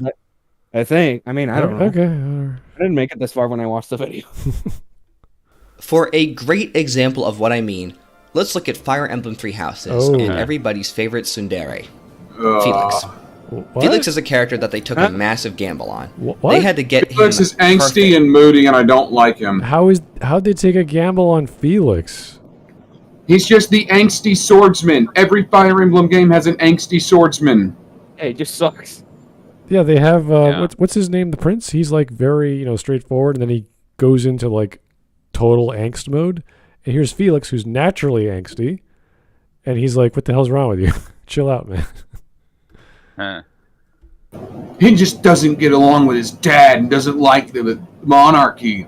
My crest is dumb. I just want to be a good swordsman. Yeah, he's pretty like, I want to go train. I want to get stronger. That's his thing. That is not an interesting character. Yeah, he's At pretty. least it's. I mean, I'll give it credit where it's due. At least it's memorable, but it's not memorable in a good way. Felix isn't edgy. He's emo. He's just very straightforward. He's a very straightforward guy, and he's serious about his training, and that's about as deep as he gets. Yeah. I'm trying to remember all the scenes, but he does have some weird endings with some characters, which are like he becomes a street performer with one of the girls. I'm like, what? I think it's kind of. I think he has an ending with Lysithea where he just kind of settles down with her and opens a bakery. Yeah, it's something weird. Like, okay, that makes some sense, but it's still kind of. The one that makes the most sense is when he ends up with what's her damn name in the Blue Lions. She naturally becomes a Pegasus. She's best to become a Pegasus Knight. Ingrid, I think her name is. Right. Yeah. Like where he has an ending where he takes a blow that was meant for her, making him incapable to properly hold a sword after that. It's like that makes the most sense for his character, but it's still kind of weird. Yeah, Ingrid's not the greatest character either. None of these characters are. Yeah. One of the most despised characters in the game, and now he's many people's favorite character. Why? For those who don't know Felix, he's a whiny asshole who only cares about fighting and spends about half the game insulting pretty much every other character. I'm going to avoid major spoilers because what matters is his attitude early game. Every student in Three Houses, with the exception of Mercedes and Hubert, is a teenager, and in many cases, this youth is used as part of their characterization in some capacity. With Felix, they put his age to use by making him a... They're all teenagers before the time skip because they're in a high school. Yeah, God, and part of this sort of scenario is not only to train and become stronger and fight with the Empire or against the Empire, it's to find a partner, I think, because they're nobles, or most of them are nobles. So there's an interesting part of all these communications you could have with each of these people and why they're doing what they're doing. There's lots of backstory with all these guys. The problem is some of them are just so mundane. Like Felix is just, he's a son to one of the generals, I think, of one of the empires. He's a son of... a duke or something? Something like that, a duke or a count. Yeah.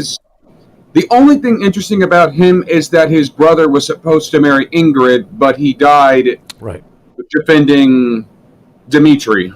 Right, and that whole group of friends are very closely related, and that's why he's sort of the way he is, the death of his brother or something like that. But at the end of the day, his brother, who barely gets any kind of mentioning, being willing to sacrifice himself in the line of duty is more interesting than Felix.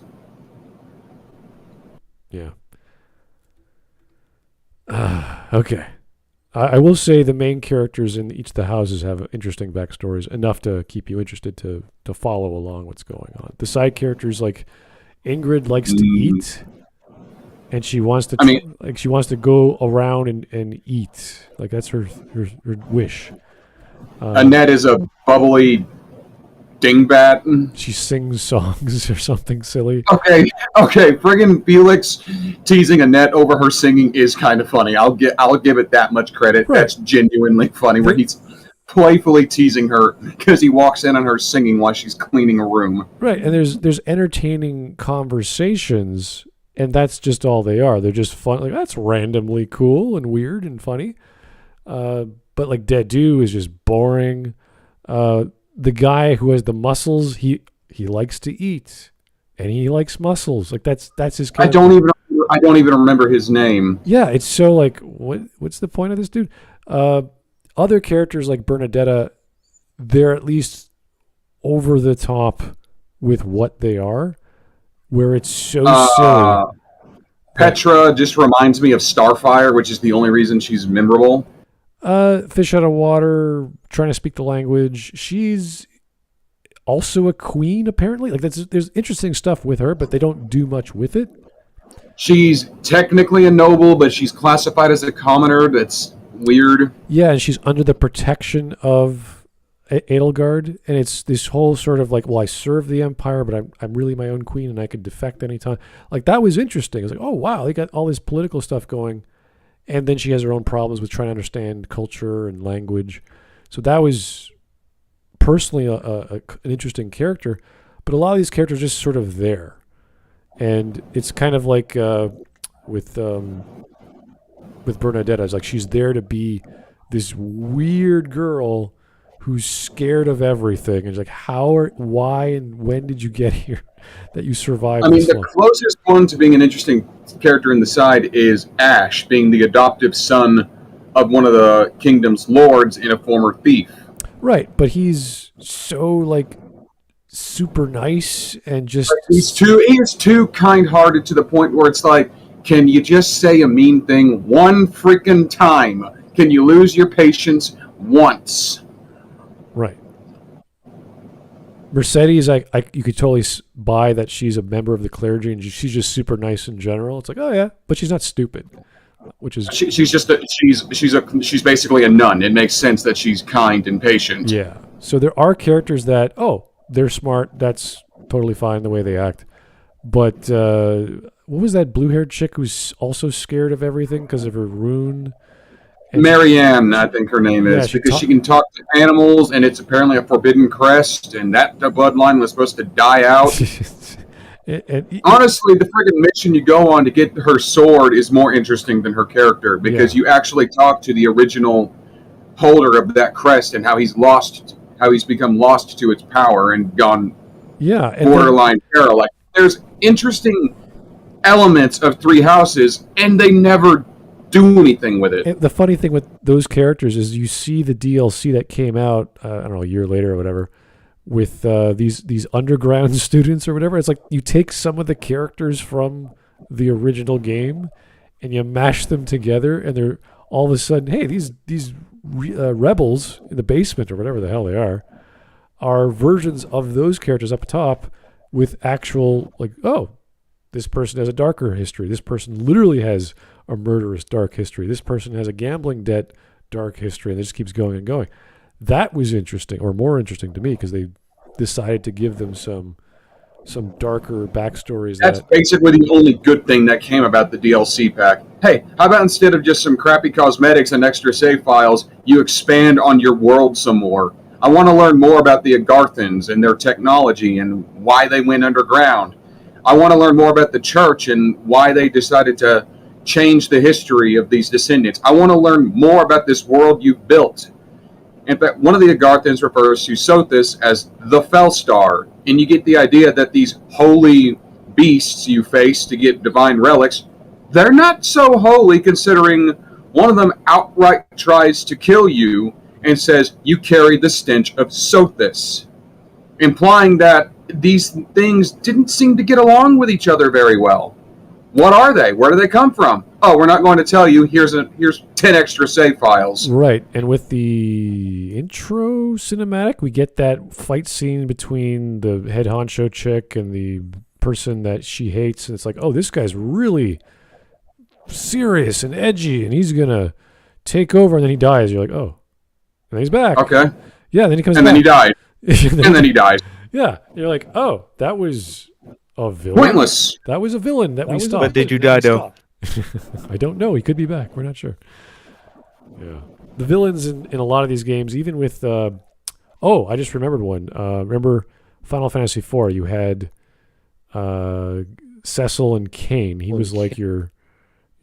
I wouldn't say your nemesis, but he was like kind of your foil. Enemy. Yeah, and then you find Golbez, who is literally the dark version of yourself after you become a paladin and you discover he's a moonchild. Yeah, and this happens in all the Final Fantasy games. The villain reveals themselves the last 10 minutes of the game. And you're like, oh, yeah, Zeromus, Golbez, Zeromus. Yeah, it's like, what? Who's this guy again? Happens a lot. Anyway, edginess is just an element of this dude's character and his personality. By a Shadow the Hedgehog style edgelord. He talks about how his dad sucks, dare you compare him he to complains and gets in arguments with people, but he's never willing to get himself in trouble over it. There's a dance tournament You can't compare this guy to Shadow the Hedgehog with an MP5 in his hand, come on. where you send a student in your class to compete, and if you pick him, he complains relentlessly, and is more proud if he loses than if he wins. But he still follows through with it and goes through the training.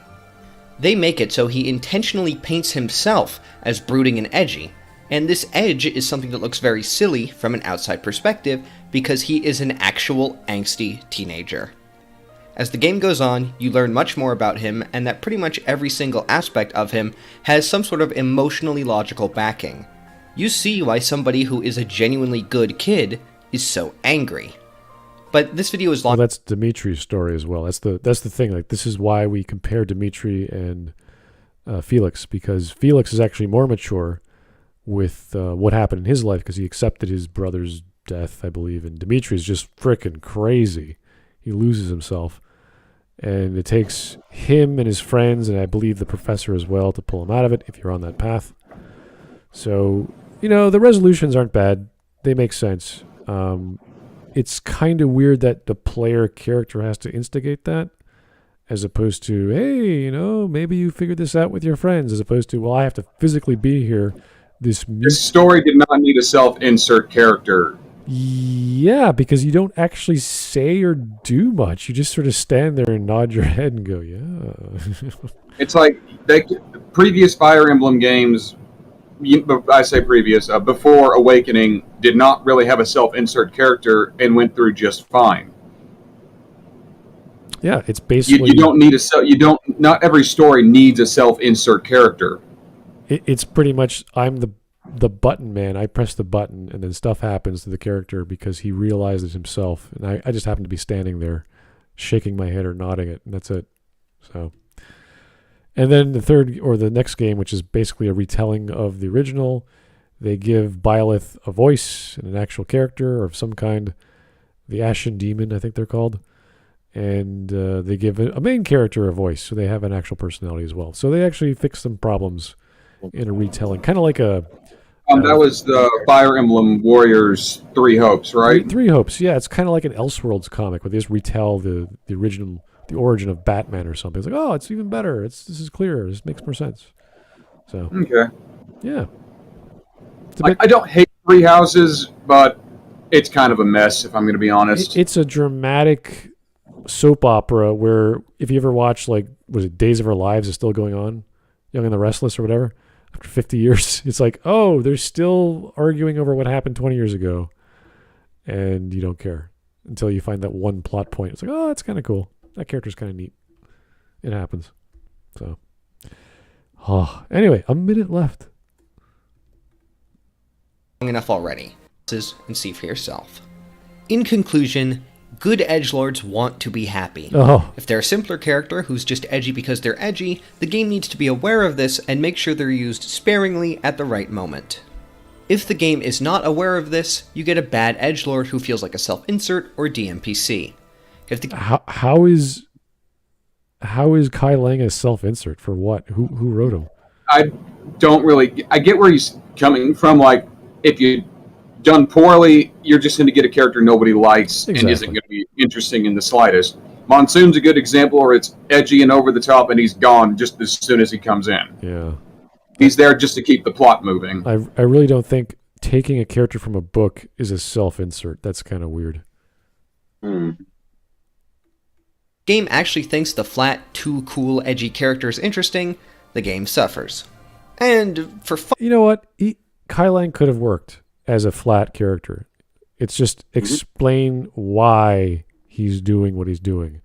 It's not just, I believe in Cerberus. Man, he could have said, mankind is the future, we're amazing. Aliens must die. He doesn't even say he believes in Cerberus. It's just he wants to be better than Shepard. For whatever reason. And also, it goes like, oh, well, in the past he was a psychopath who just liked killing. It's like, right, okay. Thanks. That's what happens in the future. People who are psychopaths just get through the cracks. No one knows where they wind up. Oh, Cerberus. We love psychopaths who happen to be human. It's great. Just like us. Cerberus isn't even human by the time of Mass Effect 3. Jeez, yeah, no. The joys of storytelling, huh? Okay. Yeah, the thing is as well, what was it? Choice. I remember in Mass Effect 3, it's like, oh, Kai Lang's so badass. Anderson shot him in both kneecaps and he's carried on walking. It's like, yeah. That's not a good thing. And also, was it the way he says it? Yeah, I thought I'd seen the last of him when I put 2 bullets in his kneecaps. It's like, really? You didn't kill the guy. Why did you think, what? Anderson, really? You didn't shoot for the body? Is there a problem or center of mass? What happened? How did you nick him in the kneecaps? Why would you nick him in the kneecaps and... Oh no, Ingeman, where are you? Yeah, he died. No. Wait, what? Oh, there you're back. There you're back. You cut off. Like, why would you shoot him in the kneecaps instead of the fucking head? I don't know. It just happened in the story, and it was like, yeah, I shot him in the kneecaps, and I thought that would be the end of him. It's like we live in a world where a man came back from the dead. Let me guess. That was in Deception, wasn't it? I mean, to be fair, there are some pretty important blood vessels in your legs and kneecaps. Yeah, that does not matter, since there's literally the technology to bring a literal splatter of human mass on a planet back to life. A man fell out of orbit, hit a planet, and was brought back to life. That's the Shepard in Mass Effect 3, correct? Yes. Yeah. Yeah, I've heard that's some kind of crazy bullshit. Yeah. But it is. Would you ever think that shooting someone in the kneecaps would end them? Because they might bleed to death. Okay. But then they can always take that blood and bring them back to life. It's sci-fi bullshit. Don't think about it too hard. As long as the brain is intact, they can bring anyone back to life. All right. Here is great, Scott. Thank you, sir. Catching the tail end of this, but judging by the title, it's only bad if that edginess serves no actual purpose to the story. There's a good argument. Nor make any logical sense. Felix is a good example of how to do edgy right, and he's one of the best for a Crimson Flower run. Okay. I disagree, but to each their own. Although in the Crimson Flower run, Felix does have an encounter with his father, where his father is pretty friggin' pissed off that his son is betraying his kingdom.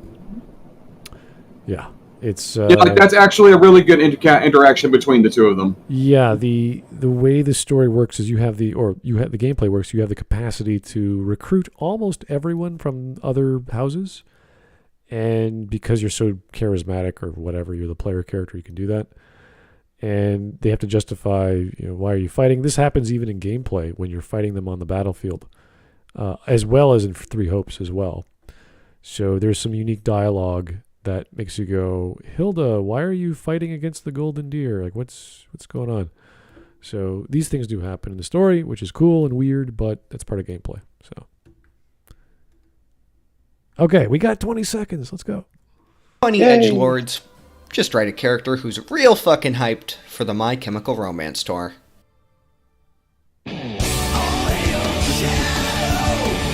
Rise again. Oh my god. that's a song. You literally just made a friggin' My Chemical Romance joke. Okay, that's actually I got a chuckle out of his joke in the end. All right, well, let's check out the stream memes, guys. I'm going. I mean, he had some solid points. Yeah, that was an alright video. Yeah, he introduced characters well. It just his conclusions and his analysis was a bit lacking. So, see, this is what I like. He gets the right data. He shows good examples. His conclusions are off, but we can forgive that because he just doesn't understand them or doesn't understand what he's trying to say or what his statements make sense of when you actually interpret them. So, yeah, I could watch none of his videos. He's okay. He's fine to watch. Anyway, starting with Francis. Francisco. Hello, Raiden from Metal Gear Rising. Hello, Homer from The Simpsons. What is going on there? It's the friggin' meme where Homer just back into the bushes, and that's where Armstrong's beating the ever-loving hell out of Raiden. Trying to recruit him, mind you. Remind me, isn't what Armstrong's writing in the final boss? Isn't that a Metal Gear? Yes, he is writing a Metal Gear. I don't even remember what the fucking name for that Metal Gear is, but yes, it is indeed a Metal Gear. Because of course it is. Okay. Shadow in SA2, Heroes Battle in 06, Shadow in any other game. Oh. Yes. Jack James versus James. After 06, they ruined him. Basically. Here's the only one Linkin Park song I unironically enjoy, and it's very far from the Ow the Edge usually associated with the band. Okay. Okay, I'll take a look at it later. Ow the Edge. Yeah. It's literally just cutting down Shadow the Hedgehog to get Ow the Edge. That's all people did.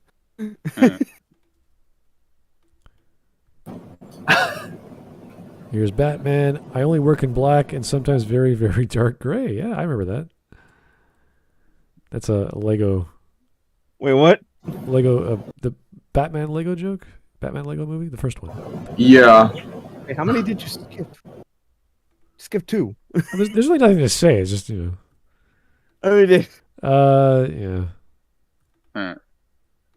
Okay, this is one of my favorites. My brand. Okay, this is the closest I could find to Shepard Roll Eyes request. Like, it's just a very unamused looking person. Nice. Yeah, I'm out. Is that when she's saying goodbye or talking to? That's when. Yeah, that's right before. That's before they get on the Normandy and leave her. And there we have Mr. Edgelord himself, just walking into fire. I mean, who would win in a battle of Edge, Shadow or Sephiroth? The Shadow transform. I think Shadow. He does, right? I think Shadow would beat the fucking shit out of Sephiroth. I mean, probably. I mean, if a whiny, brooding blonde like Cloud can do it, then a friggin' hedgehog packing heat probably can too. Packing heat and invincibility. I don't know what this is, but that's a lot of text. My Little Pony lore. Yeah, that's one of the characters from the My Little Pony Friendship is Magic movie. Scroll down. I need you to scroll down. Okay, I have seen pieces of it. The Storm King villain is like just super frickin' hammy and embraces the insanity that he's in a fucking My Little Pony movie and he's meant to be taken this seriously. the actor's having the time of his life with that role. And that actor is actually the guy that did Sabretooth in X-Men Origins. Cool. Yeah. Oh, I'm not kidding. You can actually hear it. What? Lead Drive. Is it Lead Drive? Driver or something? Well, the name of the guy? I'd have to look it up. So there's. Because he's like a 6'5" tall beast of a man. Yeah. I mean, that's.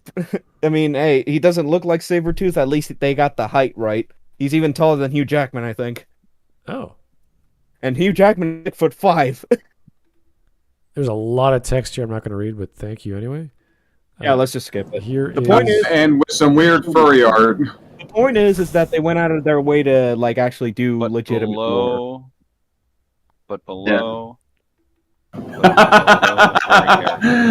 my god. The most badass thing of all time. Well, let's get there first. Giving a Luigi a AK-47. You don't fuck with Luigi. I fucking love that so much. That is just the funniest thing I've seen all day. Fuck with Luigi. This is actually really well made. Like, there is effort put into making this. I like this. So here's our Death Knight as he does a critical hit. How is this an emote? Super Saiyan God Gun? Where did that come from? What? Also, here's my favorite gif of Shadow down here. Hold up. I'm sending a minority on the loose. Oh my god. Conservative Shadow the Hedgehog. Oh no. I'm sensing more neo-fascist, not conservative, but okay. Then Darkrai for some reason. Alright. And then just Pokemon. Darkrai, then the GIF is Giratina. Okay, cool. Freaking Eggman taking a picture. Okay, yeah. Shadow not being into a selfie with Eggman, it's pretty in character. Like, I really like the idea of Shadow as a border patrol agent. That should be the next game. No. You play as Shadow and you're a border patrol agent. And then edgier Meta Knight. Who is this guy? He's blonde with a weird. Gladiator from Pokemon Sun and Moon. The one from this is the Meta Knight from Kirby and the Amazing Mirror. What's it called? Dark Meta Knight or something? I don't think they even gave him a name, but it's a version of Meta Knight that has like a scar, and it's like a second version of him that's from the mirror dimension or something. Like I said, edgier Meta Knight. I think he's literally just called Dark Meta Knight. Well, yeah, the blonde kid, that's Gladian from Pokemon Sun and Moon. Yeah, and then we got Shadow and No, Kyogre, get that out of here. That's a spoiler. I can't wait. Get that out of here. I really don't care about the spoiler. I'll eventually watch the friggin' Sonic movies. I just, I saw the first two Sonic movies because of this. Solely because of this, I saw those movies. Why I will always say that they're doing this too fucking soon. Well, you're a nerd. I'm a well-educated nerd. Excuse you. Alrighty, guys. That was almost 3.5 hours of us rambling on about some of our favorite games in the context of edginess. A third of that time. I actually thought he did a pretty alright job putting his opinion forward. Like, that wasn't painful to get through. No, not at all. Yeah, at least it wasn't a burning hot take that can kill you in 5 seconds. Well, our brains are still intact. The last two I was a part of. Yeah, those are pretty bad. This one was okay, got the facts right, conclusions were wrong, fair enough, didn't hurt our brains, we could deal with that, and we provided commentary to, try to, if we were to rewrite this video, we'd probably say, okay, well, this character from Dragon Age 2 is the way he is, not because he wanted to be happy, because there's other options for him. He's a good character regardless of what you classify him as edgy. It's because his backstory and motivations make sense.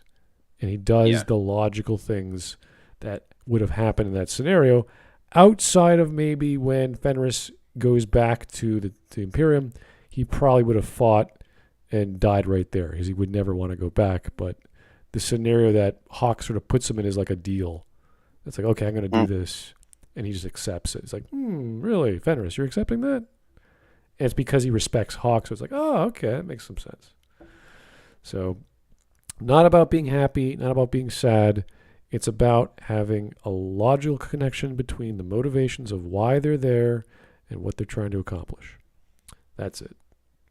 So, it's always been that. It's always been the plot. It's always been why these characters are where they are, and what they're trying to accomplish. Yeah, whether a character is an edgelord or whatever, I wouldn't even say that necessarily has to be connected to an emotional journey.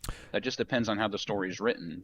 Yeah, and if you want to describe every hair on their head and why it's styled the way it was, or why their shoes are white and not, dirty, you can do that. How much backstory do you need? You don't need to go that far, but you still need to explain the relative level of weirdness. So if he's got a missile launcher on his back that's 2 sizes than him, it's like, whoa, how are you carrying that? Why are you carrying that? Where did you get that? Who gave it to you? Like, you have to have that necessary information. So the bigger... And if you want to make a more comedic edgelord, maybe show him in the morning using about a gallon of hair gel to make his hair as spiky as possible. Give us the reason. Show us the answer. Don't make it a mystery unless there's a mystery happening later on that coincides.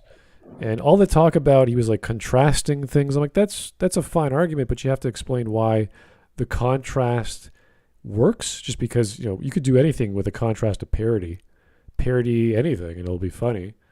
So why does the contrast work with parody? Why would a compliment work without it? What would a complete diversion mean? And would that be helpful to a narrative or not? Like, he has to explain the concept of juxtaposition without just saying, well, contrasts are cool. That works. It's like, well, why? What if it doesn't work? How? So he's losing a lot of pieces there that I was hoping to him go into detail. But, I don't expect that much from this guy. He's just a young channel. And he had some fun. We had some fun watching it. I think that was good. So thanks again, guys, for all your time. I won't take up any more. I think Hawk's going to have a busy few days. So I will keep you in anticipation of our next videos. Shadow the fucking hedgehog. Yeah. Alrighty. So, have a great night, guys. Talk to you soon. Bye-bye. Bye. Jeffrey Epstein did not kill himself. Oh, Jesus Christ. Oh, fuck off.